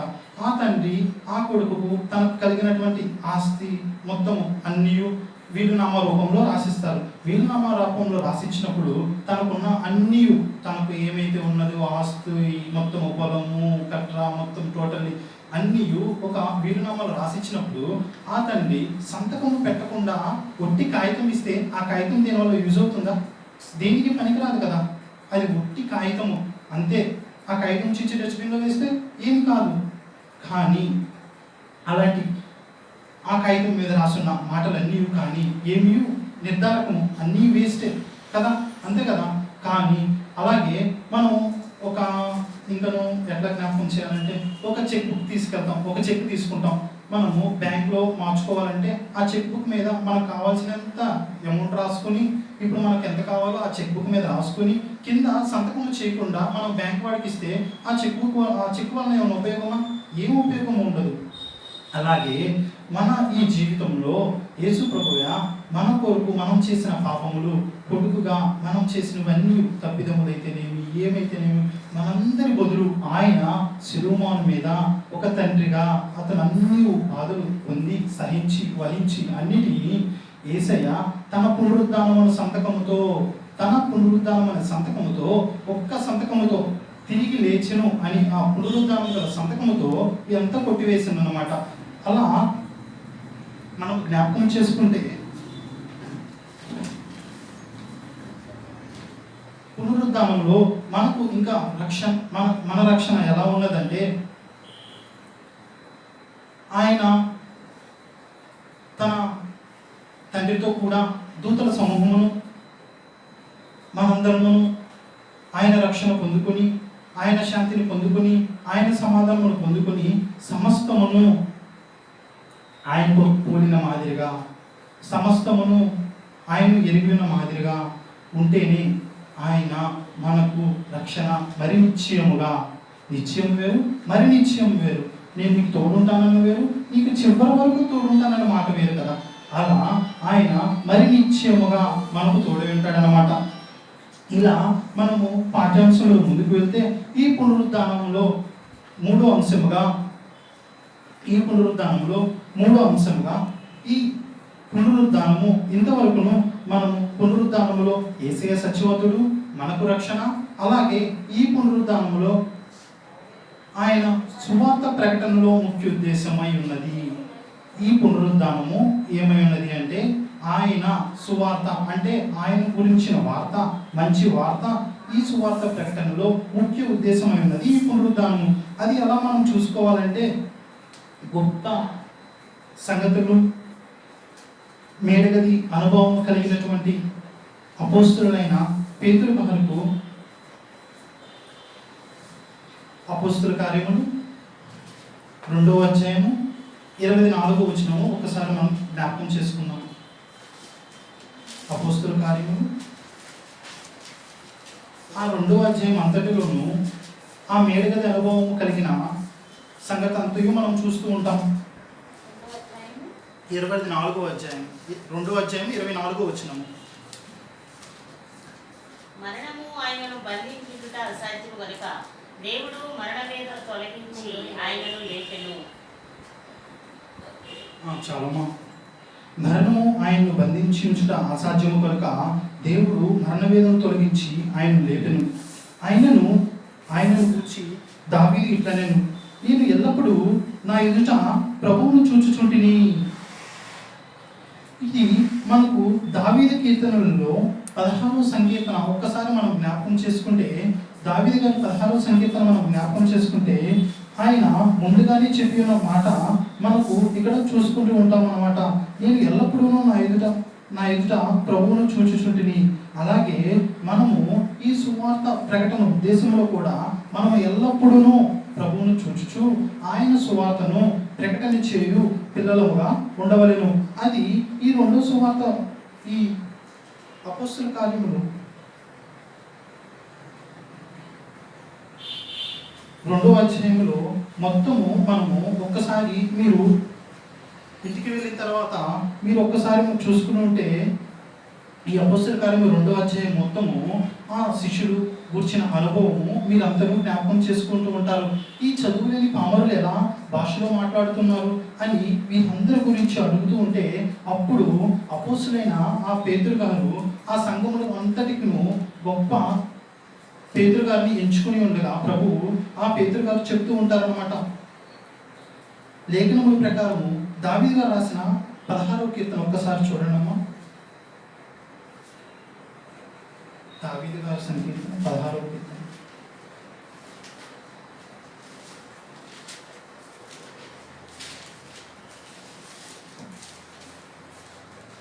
ఎందుకనగా నీవు నా ఆత్మను పాతాళంలో విడిచిపెట్టవు, నీ పరిశుద్ధుని కుళ్ళు పట్టనీయవు, జీవ మార్గమును నీవు నాకు తెలియజేస్తావు. నీ పరిశుద్ధుని కుళ్ళు పట్టనీయవు, జీవ మార్గము నాకు తెలియజేసేదవు. నీ సన్నిధిలో సంపూర్ణ సంతోషం కలదు, నీ కుడి చేతిలో నిత్య సుఖములు కలవు. ఇవన్నీ ముందుగానే దావీదు గారు తన 16వ సంకీర్తనలో చెప్పినట్లుగా ఇవన్నీ ముందుగానే లేఖనము నెరవేరు ప్రకారము ఇట్లా సువార్త ప్రకటించబడును, ఇట్లా సువార్త ప్రకటించబడును అని ముందుగా చెప్పినట్లుగా మనము ఈ వాక్య పాఠనంలో జ్ఞాపకం చేసుకుంటాం. ఈ పునరుద్ధానము, ఈ సువార్త ప్రకటనలో కూడా ఇది ముఖ్య ఉద్దేశంగా ఉంచబడాలి. ఎలా అంటే మనం అందరము ఈ సువార్త యేసు ప్రభువుని గురించిన వార్తలో అందరూ ఏం చెప్పుకుంటారు? ప్రతి ఆదివారము కానీ, ప్రతి బుధవారము కానీ, ప్రతి ఉపవాస కూడికలో కానీ ఆయన జననమైతే జననం గురించి చెప్పుకుంటారు, ఆయన ప్రేమ గురించి చెప్పుకుంటారు, ఆయన కార్యములైన స్వస్థత కార్యముల గురించి చెప్పుకుంటారు, ఆయన శిలువపై పొందిన శ్రమల గురించి చెప్పుకుంటారు. కానీ ప్రతి ఒక్కరును పునరుద్ధానం కూడా చెప్పవలేను, పునరుద్ధానం గురించిన వార్తను కూడా చెప్పవలను. ఎందుకంటే ఈ పునరుద్ధానం గురించి వార్త ఒక్కసారి ఒక చిన్న కథలో మనం చూసుకుని ఉంటే, ఒక కాలేజ్ ఉందంట. ఆ కాలేజ్లో ఒక యవనస్తుడు, హిందూ యవనస్తుడును ఒక క్రైస్తవ యవనస్తుడు, ఇద్దరు ఫ్రెండ్స్ అనమాట. వాళ్ళిద్దరు కూర్చుని వాళ్ళ దేవుడి గురించి, వీళ్ళ దేవుడి గురించి, మా దేవుడు ఇది అని హిందూ యవనస్తుడు చెప్తుంటే, క్రైస్తవ యవనస్తుడు కూడా మా దేవుడు ఇట్లా పుట్టాను, జన్మించను అంటే వాళ్ళ హిందూ ధర్మశాస్త్రంలో కూడా మా దేవుడు జన్మించను, ఇట్లా ఈయన కుమారుడు అని అట్లా చెప్పుకుంటున్నారు. ఇతను మాకు ఇట్లా యేసు ప్రభువయ్య ఇట్లా మరియ గారికి నీతిమంతుడైన యేసేపు గారికి జన్మించను అని ఇట్లా చెప్పుకుంటూ ఉంటుంటే, ఇట్లా ఒక్కొక్కటి ముందుగా వెళ్తూ ఉంటుంటే, మా దేవుడు ఇట్లా అనేక మందిని కాపాడాడు, ఇట్లా అనేక మందిని కాపాడాడు అనుకుంటుంటే, ఇక్కడ కూడా ఈ క్రైస్తవ కుర్రవాడు కూడా మా దేవుడు అనేక మందికి స్వస్థతలను ఇచ్చారు, అనేక మందిని కాపాడారు అని చెప్పుకుంటుంటే, చివరిగా మా దేవుడు చనిపోయాడు అని చెప్పుకుంటే, మా దేవుడు చనిపోయాడురా అని చెప్పుకుంటే, కానీ ఈ క్రైస్తవ కుర్రవాడు మా దేవుడు తిరిగి లేచెను అని చెప్పినప్పుడు ఆ హిందూ కుర్రవాడు పాపము నోరు తెలబెట్టి అయ్యో మా దేవుడు లేవలేదుగా అని చెప్పుకున్నాడంట. కానీ ఈ క్రైస్తవ కుర్రవాడిలో ఉన్న విశ్వాసము, నమ్మిక ఏంటి? ఆ సమయంలో అతని తల్లిదండ్రులు చెప్పిన కానీ, అతను బోధించినటువంటి దైవజనులు చెప్పిన మాట కానీ ఏంటి? యేసు ప్రభువే తిరిగి లేచెను. కాబట్టి ఆ విషయమును ఆ హిందూ కుర్రవాడు చెప్పగానే, అవునరా మీ దేవుడే నిజమైన దేవుడు అని ఆ నిమిషం నుంచి ఆ హిందూ కుర్రవాడు కూడా యేసు ప్రభు వైపు విశ్వాసం ఉంచినట్లుగా ఆ కాలేజ్ జరిగిన సంఘటనగా మనం చూస్తూ ఉంటాం. ఇలా ప్రతి ఒక్కరూ నమ్మదగిన విషయం అన్నమాట. ఎలా అంటే యేసు ప్రభువయ్య సువార్త ప్రకటనలో ముఖ్య ఉద్దేశం ఏంటి? ఈ పునరుద్ధానమే. ఈ సువార్త ప్రకటనలో మనం చెప్పవలసిన ముఖ్య ఉద్దేశం ఏంటి? యేసు ప్రభువయ్య గురించి ముఖ్య ఉద్దేశము ఈ సువార్త పునరుద్ధానం గురించి మనం చెప్పవలసిన వారిలో ఉంటాం. అలాగే అపోస్తల కార్యములు 17వ అధ్యాయము 3వ వచనము చూసుకుంటే, చివరగా అపోస్తల కార్యములు 17వ అధ్యాయము 3వ వచనము మనం ఒక్కసారి చూసుకుంటే, అపోస్తల కార్యములు 17వ అధ్యాయము 3వ వచనము, క్రీస్తు శ్రమపడి మృతుల్లో నుండి లేచుట ఆవశ్యకమనియు దేవుడు నీకు ప్రచురము చేయు యేసుక్రీస్తే ఉన్నాడనియు లేఖంలో నుండి దృష్టాంతములు నిప్పి చెప్పుచు వారితో 3 విశ్రాంతి దినములు తర్కించుండెను. వారిలో కొందరు భక్తి పరులకు గ్రీసు దేశస్థుల్లో చాలా మందియు గనుక గల స్త్రీలలో అనేకులను ఒప్పుకొని పౌలుతోనూ శీలతోనూ కలుసుకొని. ఒక్క నిమిషం, మనకి ఇక్కడ మనం గమనిస్తూ ఉంటే, ఇక్కడ దెస్సలోనిక సంఘమును ఇంకను అనేక సంఘములను గురించి ఇక్కడ చెప్తూ ఉంటారన్నమాట. అంపిఫోలి ఈ 17వ అధ్యాయము మొదట్లో వారు అంపిఫోలి అపోల్లోని పట్టణముల మీదుగా వెళ్ళి దెస్సలోనికి వచ్చేది. ఇక్కడ పౌలు గారు ఏమని చెప్తున్నారంటే, 3 విశ్రాంతి దినములు తర్కించుచుండెను. ఓన్లీ క్రీస్తు ఆయన లేఖముల నుండి ఆయన తిరిగి లేచెను అనే విషయము 3 విశ్రాంతి దినముల నుంచి తర్కించుచుండెను అని ఆ గ్రీస్తు దేశస్తులందరికీ, అంటే అక్కడ గొప్పవారు వారందరూ ఉన్నప్పుడు ఆ అపోస్తలుడైన పౌలు గారు చెప్తున్న సందర్భం ఏమిటంటే, ఆయన తిరిగి లేచెను, ఆయన పునరుద్ధానం ముందు మనకు విజయమునిచ్చెను, ఆయన చూపిన మాదిరిలో మనం నడుచుకోవాలని. అలా కిందకు వస్తే అపోస్తల కార్యములు 17వ అధ్యాయము 18వ వచనము కూడా ఒకసారి చూద్దామమ్మా. అపోస్తల కార్యములు 17వ అధ్యాయము 18వ వచనం కిందకు వస్తే ఆ 17వ అధ్యాయంలోనే 18వ వచనం అన్నమాట. ఎపికూరియులలోను స్తోయికులలోను ఉన్న కొందరు జ్ఞానులు అతనితో వాదించి కొందరు ఈ వదరబోతు చెప్పినది ఏమిటని చెప్పుకుని అతడు యేసును గూర్చియు పునరుద్ధానమును గూర్చియు ప్రకటించిన కనుక మరికొందరు వీడు అన్య దేవతలను ప్రచురించుచున్నాడని చెప్పుకుని. అతడు యేసును గురించిన పునరుద్ధానం గురించి ప్రకటించను కనుక మరికొందరు వీడు అన్ని దేవతలను ప్రచురించుచున్నాడని చెప్పుకొనిరి.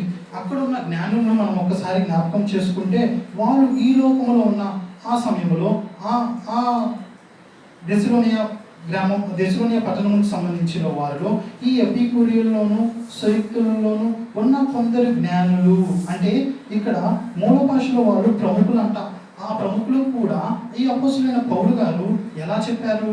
అసలు అపోస్తులైన పౌలు గారి గురించి మనం ఒక్కసారి వెనక్కి వెళ్ళి మనం అపోస్తులైన పౌలు గారి జీవితంలో చూసుకుంటే, ఆయన ఎంతో గొప్పవాడైన గమలీయేలు పాదాల దగ్గర అతను వాక్య పఠనము, ధర్మశాస్త్రోపదేశ పఠనము మొత్తం అన్నీ చదువుకుని ఉన్నారని మనకు ధర్మశాస్త్ర గ్రంథముల్లో తెలిసే ఉన్నది. కానీ ఈ సమయంలో అన్నీ తగ్గించుకొని అన్నీ ప్రభువుని గురించి రక్షించిన వార్త వాళ్ళకి చెప్తుంటే వాళ్ళు ఏమనుకుంటున్నారు? వీళ్ళు అన్ని దేవతలు ప్రచురించున్నాడు ఏంటి అని కొందరు చెప్పుకుంటున్నారు. కానీ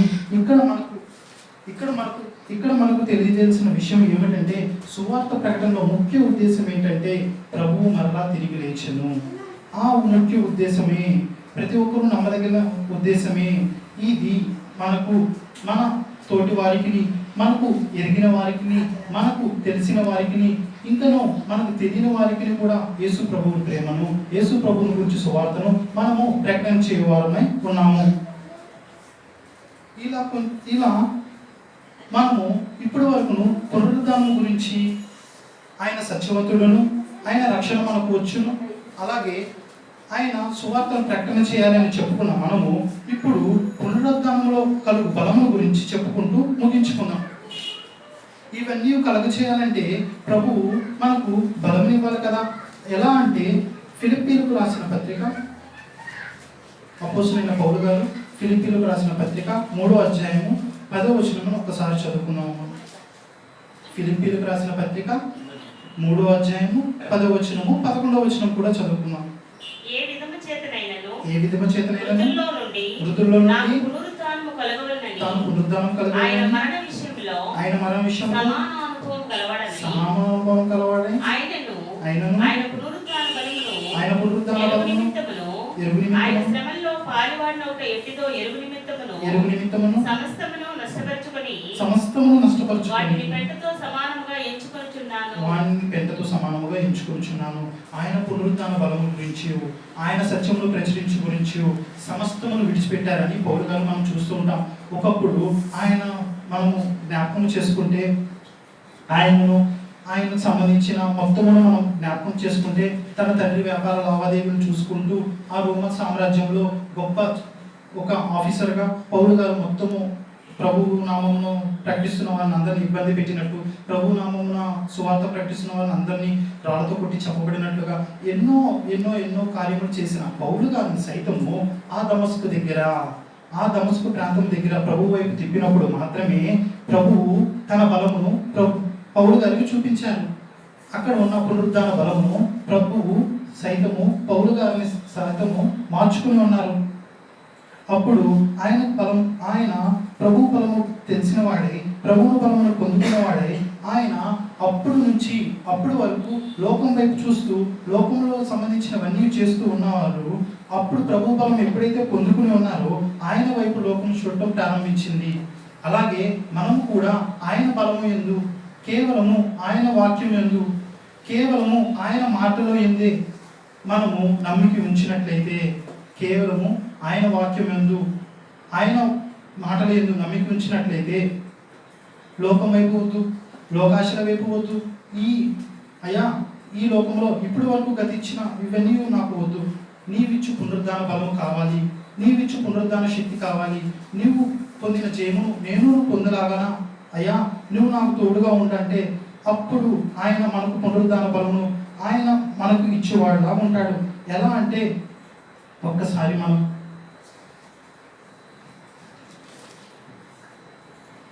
ఆ పునరుద్ధాన బలం ఎలా పొందుకోవాలని అంటే, ఆ పునరుద్ధాన బలమును నిరీక్షణతో కనిపెట్టవాలను.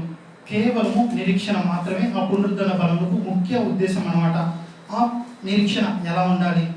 అయ్యా, బలం పొందుకోవాలంటే ఏమైనాను తినాలి, ఏమైనాను మాకు శక్తి కావాలి, లేకపోతే మాకు ఎవరైనా ఒక తోడు ఉండాలి అలా అనుకుంటాం. కానీ ఈ పునరుద్ధానపు బలం పొందుకోవాలంటే నిరీక్షణ మాత్రమే కలిగి ఉండాలన్నమాట. నిరీక్షణ ఎలా అంటే పేతురు గారు రాసిన మొదటి పత్రిక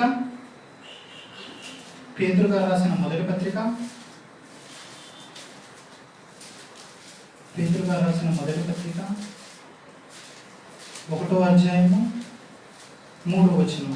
పేతురు గారు రాసిన మొదటి పత్రిక 1వ అధ్యాయం. ప్రభువు యేసుక్రీస్తు తండ్రైన దేవుడు స్తుతింపబడును గాక. మృతుల్లో నుండి యేసుక్రీస్తు తిరిగి లేచుట వలన జీవముతో కూడిన నిరీక్షణ మనకు కలుగునట్లు, అనగా అక్షయమైనదియు నిర్మలమైనదియు వాడబారినది అయిన స్వాస్థ్యము మనకు కలిగినట్లు ఆయన తన విశేష కనికరము చొప్పున మనలను మరలా జన్మింపచేసెను. ఆయన మరలా మనల్ని జన్మింపచేసెను. ఎలా? తన జీవముతో కూడిన నిరీక్షణ వలన. ఎలా అంటే ఇది ముఖ్యమైనది కాదు, ఇది తప్పిపోయేది కాదు, ఇది మర్చిపోయేది కాదు. ఈ నిరీక్షణ మనం కలిగి ఉండాలి. ఎందుకంటే ఆయన తిరిగి లేపబడి ఉన్నాడు, మనల్ని లేపుతారు అనే విశ్వాసము మనకి ఎప్పుడైతే వస్తుందో, ఒక చెట్టును మనం చూస్తే అది తన కాలమందు ఏ కాలంలో ఫలించాలి, ఏ కాలంలో చిగురించాలి, ఏ కాలంలో ఆకురాలాలి, ఏ కాలంలో ఫలములు మనకి ఇవ్వాలి, ఆ చెట్టుకు తెలుస్తుంది. ఆ చెట్టు మనమేమి చెప్పవసరం లేదు. దానికి ఒక్క నీరు పోస్తే చాలు, దానికి సంబంధించిన ఎరువు వేస్తేనో, లేకపోతే దానికి సంబంధించిన పోషకములు వేస్తేనో, ఏది వేస్తేనో అది ఆ చెట్టు తన సమయం ముందు ఏ కాలంలో ఏ ఫలములు రావాలనో, ఏ పంటలు రావాలనో అది ఇస్తుంది. ఎలా అయితే ఆ చెట్టు అలా ఇస్తుందో మన జీవితంలో కూడా అలాగే మనకి ఏ సమయంలో ఏమి రావాలనో, ఏ సమయంలో మనం ఎట్లా ఉండవలెనో, మనం ఏ సమయంలో ఎక్కడ ఉండవలెనో కూడా చెప్పగలిగిన ప్రభువే ఉన్నాడు అనమాట. మనం ఏ సమయంలో అన్నీ ముందుగానే ఎరిగి ఉన్నారు కాబట్టి ఆయన యందు మనం నమ్మిక ఉంచి మన ప్రతి దినమును ప్రభుతో స్టార్ట్ చేసే దినముగా ఉండాలి. మన ప్రతిరోజును దేవా ఈరోజు నాకు నీ ఊపిరి ఇచ్చినావు, అందును బట్టి నీకు స్తోత్రములు. దేవా నీ వచ్చు నిరీక్షణ పర్యంతము వరకు మీరు నాకు తోడుగా ఉండంటే, ప్రతి విషయంలోనూ మనకు తోడవిని సహాయం చేసే దేవుడు ఈ సమయంలో తన చేతులతో కూడా మిమ్మల్ని చేసి ఉన్న దేవుడు మిమ్మల్ని మర్చిపోకుండా ఉంటాడా? మర్చిపోడు కదా. అలాగే ఈ సృష్టిలో ఆయన చేసిన ప్రతి కార్యమును మనము దగ్గర నుంచి చూస్తే, ఏదేనో దూరం నుంచి చూస్తే అబ్బా బాగుందిలే అని అనుకుంటాం. కానీ దగ్గరికి వెళ్ళి చూస్తే తనలో కలిగిన బాధ, తనలో కలిగిన దుఃఖము, తనలో కలిగిన వేదన మనం ఎంతో చూస్తాం. మనము ఎగురుతున్న పక్షులను చూస్తే, ఎక్కడైనా దూరం నుంచి చూస్తే ఆహా ఈ పక్షి ఏంటిది ఇంత ఇక్కడ నుంచి ఒక చోటుకి వెళ్తుంది, అక్కడ నుంచి ఒక చోటుకి వెళ్తుంది అని అనుకుంటాం. కానీ ఆ పక్షిపడు వేదన, ఆ పక్షిపడు బాధ మనం చూస్తే అవి చిన్నవి, కానీ వాటికి సమస్తమును వాటి సమయం ముందు వాటికి ఆహారము మనం ఏమైనా పెడతామా? పెట్టం కదా. వాటికి ఆహారము దేవుడే సమకూరుస్తాడు. వాటికి ఆహారము మనం ఏమైనా ఇక్కడ ఉంది ఆహారం ఇక్కడ ఉందని తనకి ఏమైనా తెలుస్తుందా? తెలియదు కదా. ఆ పక్షికి ఎక్కడ ఏముందో ఆహారము దేవుడే ఇస్తాడనమాట, దేవుడే కనిపిస్తాడు. అటువంటి పక్షిని చూసిన దేవుడి రూపంలో చేసుకున్న మనల్ని ఇంకెంత నిశ్చయంగా చూస్తాడు కదా. అంత నిశ్చయంగా చూసే దేవుడు ఎందుకు మనం నిరీక్షణ కలిగి ఉండాలి. ఓ నా జీవితం అయిపోయింది, ఇంకా నా వల్ల కాదు. ఒకప్పుడు నేను ప్రభులో ఉన్నాను కానీ ఇప్పుడు లేను. ఒకప్పుడు అబ్బా మాదిరి చాలా చేసి ఉన్నాను, నేనే దేవాలయం ఇచ్చేసాను, నేనే దేవాలయం మా నాన్న కట్టించాను, మా దేవాలయంలో నేను ఉన్నాను అని ఇవన్నీ చెప్పడం కాదు. ప్రభువు నందు అంతము వరకు ఓర్పుతో, అంతము వరకు నిరీక్షణతో కలిగి ఉండాలి. నాకు ఇది రావటం లేదు యేసయ్య, నాకు ఇది రావటం లేదు అంటే ఆయనే చెప్పగలిగిన తండ్రి ఉన్నాడు కదా. దేవా నాకు ఈ సమయం ఉంది, ఇది అర్థం కావటం లేదు. దేవా నా జీవితంలో ఈ బాధ ఉన్నది, దేవా నా జీవితంలో ఈ కార్యము జరగటం లేదు అని ఆయనకు చెప్పుకుని ఉంటే మాత్రమే ఆయన తగిన సమయం అందు హెచ్చించే దేవుడై ఉన్నాడు. ఇలా మనము ఈ సమాధిలో చివరిగా మనం ముగింపు కార్యక్రమంలోకి వస్తే, ఆ సమాధిలో ముందుగానే చెప్పి ఉన్న ఖాళీ సమాధి ఉంచబడను ఏంటంటే ఖాళీ సమాధి ఉంచబడను అని చెప్తున్నాడు అని అనుకుంటున్నారా? ఈ ఖాళీ సమాధిలో ఎలా అంటే మనము యోహాను సువార్త 20వ అధ్యాయము 7వ వచనం ఒక్కసారి చూస్తే మనం ముగించుకుందాం. చివరికి వచ్చేసాము, ముగించుకుందాం. యోహాను సువార్త 20వ అధ్యాయము 7వ వచనం. యోహాను సువార్త 20వ అధ్యాయము 7వ వచనం 8వ వచనం కూడా చదువుకుందాం. నారబట్టలు పడి ఉంటుటయు ఆయన తల రుమాలు నారబట్టలతో వంటక వేడిగా ఒక చోట చుట్టి పెట్టి ఉండుటయు చాలా బాగుంది. అక్కడ మనం చూస్తే నారబట్టలు పడి ఉండుటయు, ఎందుకంటే ఆ నారబట్టలు ఆ 8 యేసేపు గారును నికోదేము గారును అక్కడ ఉన్న ఆ శిష్యులైనటువంటి అప్పటి వరకు లేని ఆ శిష్యులు కూడా కొంతమంది వచ్చి ఉన్నారు అని మనము ధర్మశాస్త్రోపదేశంలో చరిత్రకారులు మనం చూస్తూ ఉంటాం. ఆ నారబట్ట చుట్టి చుట్టి చుట్టి చుట్టి ఉంటారు కదా. నారబట్ట అంటే మామూలుగా మనిషికి చుట్టాలంటే ఎన్ని మీటర్లు చుట్టారు? కనీసం ఎట్లేదన్నా కానీ ఒక 50 మీటర్లు, ఒక 100 మీటర్లు అయినా ఆ చుట్టి యేసుప్రభుని జాగ్రత్తగా, ఎందుకంటే వారందరికీ తెలుసు అతను దేవకుమారుడు, అతను నిజరక్షకుడు, అతను మనల్ని పాపం రక్షించు, ఎందుకంటే వారు ఆయన ఎందుకు విశ్వాసం ఉంచారు కాబట్టి ఆ 8 యేసేపు గారికి తెలుసు. కాబట్టి అతను ధనవంతుడు కాబట్టి ఇంకను చక్కగా ఇంకను అనేక మనకు వాక్య పఠనంలో కూడా చదువుకుని ఉంటాం. ఆ నికోదేము గారు అయితే 50 సేర్ల అత్తరం తీసుకొచ్చి కూడా ఆ సమాధిలో ఉంచారని, అలాగే అంత నీట్గా చేసి ఉంటారు కదా. ఆ నారబట్టలన్నీ పక్కన పడవేసి ఉండటము, అక్కడ తల రుమాలు ఒకటి మాత్రము చుట్టి పెట్టి ఉండెను అని మాత్రం ఉంటుందమ్మా. ఖాళీ సమాధిలో ఆ తల రుమాలు ఒకటి చుట్టిబడి ఉండెను అంటే ఆ తలకి రుమాలు చుట్టుంటారు కదా, అది మాత్రం చుట్టుబడి ఉంది. ఎందుకు చుట్టుబడి ఉంది? అది కూడా పడేసి ఉండొచ్చు కదా, అది ఎందుకు మాత్రమే చుట్టుబడి ఉన్నది? అది ఎట్లా అంటే మనకు చరిత్రకారులు చెప్పిన ఒక చిన్న అంశం నుంచి యూదుల సంప్రదాయం ప్రకారం వాళ్ళు భోజనం చేసేటప్పుడు ఎవరైనా వడ్డిస్తూ, అంటే ముందుగా ప్రధానంగా ఎవరైతే వడ్డిస్తూ ఉంటారో వాళ్ళు అంటే మాస్టర్ గానో లేకపోతే ఒక ముఖ్య పర్సన్గా ఉంటారు కదా, వాళ్ళు యూదుల సంప్రదాయం ప్రకారం ఒక తలరుమాలు కానీ ఒక చుట్టుకుని ఉంటారంట. ఆ తలరుమాలు చుట్టుకున్నప్పుడు తను మధ్యలో ఎక్కడికైనా వెళ్ళాలనుకో ఆ తలరుమాలు తీసి అక్కడ పెట్టి తను వెళ్ళి తన పని చూసుకొచ్చిన దాకా అక్కడ సంబంధించిన ఏ విషయం నందును ఎవరు ఏమీ చేయకూడదు. అంటే మిగిలిన సర్వర్స్ మిగిలిన వాళ్ళు ఉంటారు కదా, ఆ పార్ట్ వరకు ఎవరు కదిలించకూడదు. అది యూదుల సంప్రదాయం అంట. అందువల్లనే ఆ తలరుమాలు అక్కడ చుట్టబడి ఉండెను. ఆ తలరుమాలు చుట్టబడి ఉండటం మనకి ఎలా మనం తీసుకోవాలి అంటే, మన ప్రభు మళ్ళీ తిరిగి వస్తాడు, he will come back again. ఎందుకంటే ఆ చుట్టబడి ఉండుట తన సంఘం కొరకు, తన రాజ్యంలో తన సంఘము కొరకు ఎవరైతే తన రాజ్యంలో నిరీక్షణతో ఉంటారో, ఎవరైతే ఓర్పు కలిగి ఉంటారో, ఎవరైతే నిజ జీవితంలో ఆయన ఎందుకు నమ్మిక ఉంచుతారో, ఆయన పునరుద్ధానం ఎందు నిరీక్షణ కలిగి ఉంటారో వారి అందరి కొరకు ఆ తలరుమాలు చుట్టబడిన కాబట్టి వధువు సంఘంలో ఆయన ఎత్తబడి వరకు, ఆయన వచ్చు పర్యంతం వరకు ఎవరైతే అలా ఉంటారో తగ్గించుకొని ఓర్పుతో వినయముతో ఆయన కొరకు కనిపెట్టుకుని ఉంటారో వారందరి కోసము ఆ ప్రభువు రాకడ మేఘం వచ్చే వరకు ఆ నిరీక్షణ మనందరికీ దయచేయాలని, అంతేకాకుండా ప్రతి ఒక్కరూ క్రీస్తు పునరుద్ధానం గురించి, అంటే ఈస్టర్ పండగ అని చెప్పుకుంటారు అందరూ. ఈస్టర్ పండగ ఏముందని అంటే సిలువ జనం తర్వాత యేసుప్రభువే లేచాను అని అట్లా అందరూ చెప్పుకుంటారు. కానీ ఈ యేసుప్రభువే లేచానంటే మనందరికీ సంతోషమే కదా, అందరూ సంతోషించాల్సిన విషయం కదా. కానీ మనమందరం ఏంటి, ఇంకనూ మన పాత జీవితంలో జ్ఞాపకం చేసుకుంటూ ఉంటాం, ఇంకనూ మన పాత జీవితంలోనే ఉంటూ ఇంకనూ ఆయన్ని బాధ పెట్టే వారి వరుసలో ఉంటాం. కానీ ఇక్కడ ఈ పునరుద్ధానంలో మనం నేర్చుకోవాల్సిన విషయం ఏమిటంటే, మరి ముఖ్యంగా అందరూ నేర్చుకోవాల్సిన విషయం ఏమిటంటే, యేసయ్య ఆ శిలువలో మన పాత జీవితంలో తొలగించేశాను, మన పాత జీవితం పోయింది, దిట్స్ న్యూ లైఫ్ బిగిన్. ఇప్పుడు పునరుద్ధానం వల్ల కొత్త జీవితం ప్రారంభమైంది. ఇప్పుడు వరకు అందరూ ఏంటి, న్యూ ఇయర్ కానీ లేకపోతే ఉగాది కానీ లేకపోతే వాటి పండుగలు, తమిళ సంవత్సరము లేకపోతే కన్నడ సంవత్సరం ఇట్లా వాళ్ళు సంవత్సరంలో జరుపుకుంటారు. కానీ ప్రతి క్రైస్తవుడు జరుపుకోవాల్సింది ఈ పునరుద్ధానం గురించి, దట్స్ న్యూ లైఫ్ బిగిన్ అనమాట. ఇక్కడ నుంచి ప్రతి విశ్వాసి ఎవరైనాను, ఏ క్రీస్తునందు నమ్మిక ఉంచిన వారు ఎవరైనాను ఈ పునరుద్ధానం నుంచి నేర్చుకోవాల్సిన గొప్ప పాఠం ఏమిటి అంటే, ఈ పునరుద్ధానము ఎవరైతే యేసు యందు విశ్వాసం ఉంచారో వారందరికీ కొత్త జీవితము ప్రారంభమవుతుంది.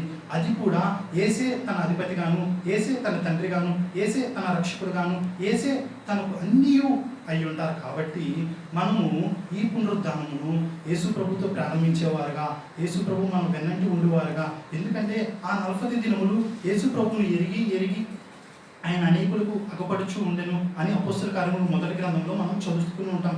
ఈ అపోస్తల కార్యములు మొదటి గ్రంథంలో మనం చదువుకుని ఉండగా ఆయన తన మేడగదిలో ఉన్నప్పుడు శిష్యుల మీద ఎలా అయితే ఆత్మను కుమ్మరించారో అదే విధముగా మనము యేసు యందు నమ్మిక ఉంచితే మనకు ఆయన ఇస్తానన్న ప్రతి ప్రవచనమును, ప్రతి ఆత్మయు అన్నీ మనకు సమృద్ధిగా ఇచ్చేవాడై ఉన్నాడు. కాబట్టి ఆయన పునరుద్ధానముల విజయమును ఇక మీరందరూ నూతనముగా నూతనముగా ఆయన ఇచ్చే విజయం నుంచి ఇక్కడ నుంచి నూతన సంవత్సరం బిగిన్ చేయాలని యేసు ప్రభు పరిశుద్ధమైన నామంలో నేను వేడుకుంటూ ఈ అవకాశం ఇచ్చిన మనుచున్న సంఘము దేవ జనరల్ అయినటువంటి వానక గారికి మరొకసారి థ్యాంక్స్ చెప్పుకుంటూ ఈ సంఘంలో పెట్టిన వెంకన్నకి మరొకసారి థ్యాంక్స్ చెప్పుకుంటూ ఈ అవకాశం ఇచ్చినందుకు మీ అందరికీ నా కృతజ్ఞత చెప్పుకుంటూ ఉన్నాను.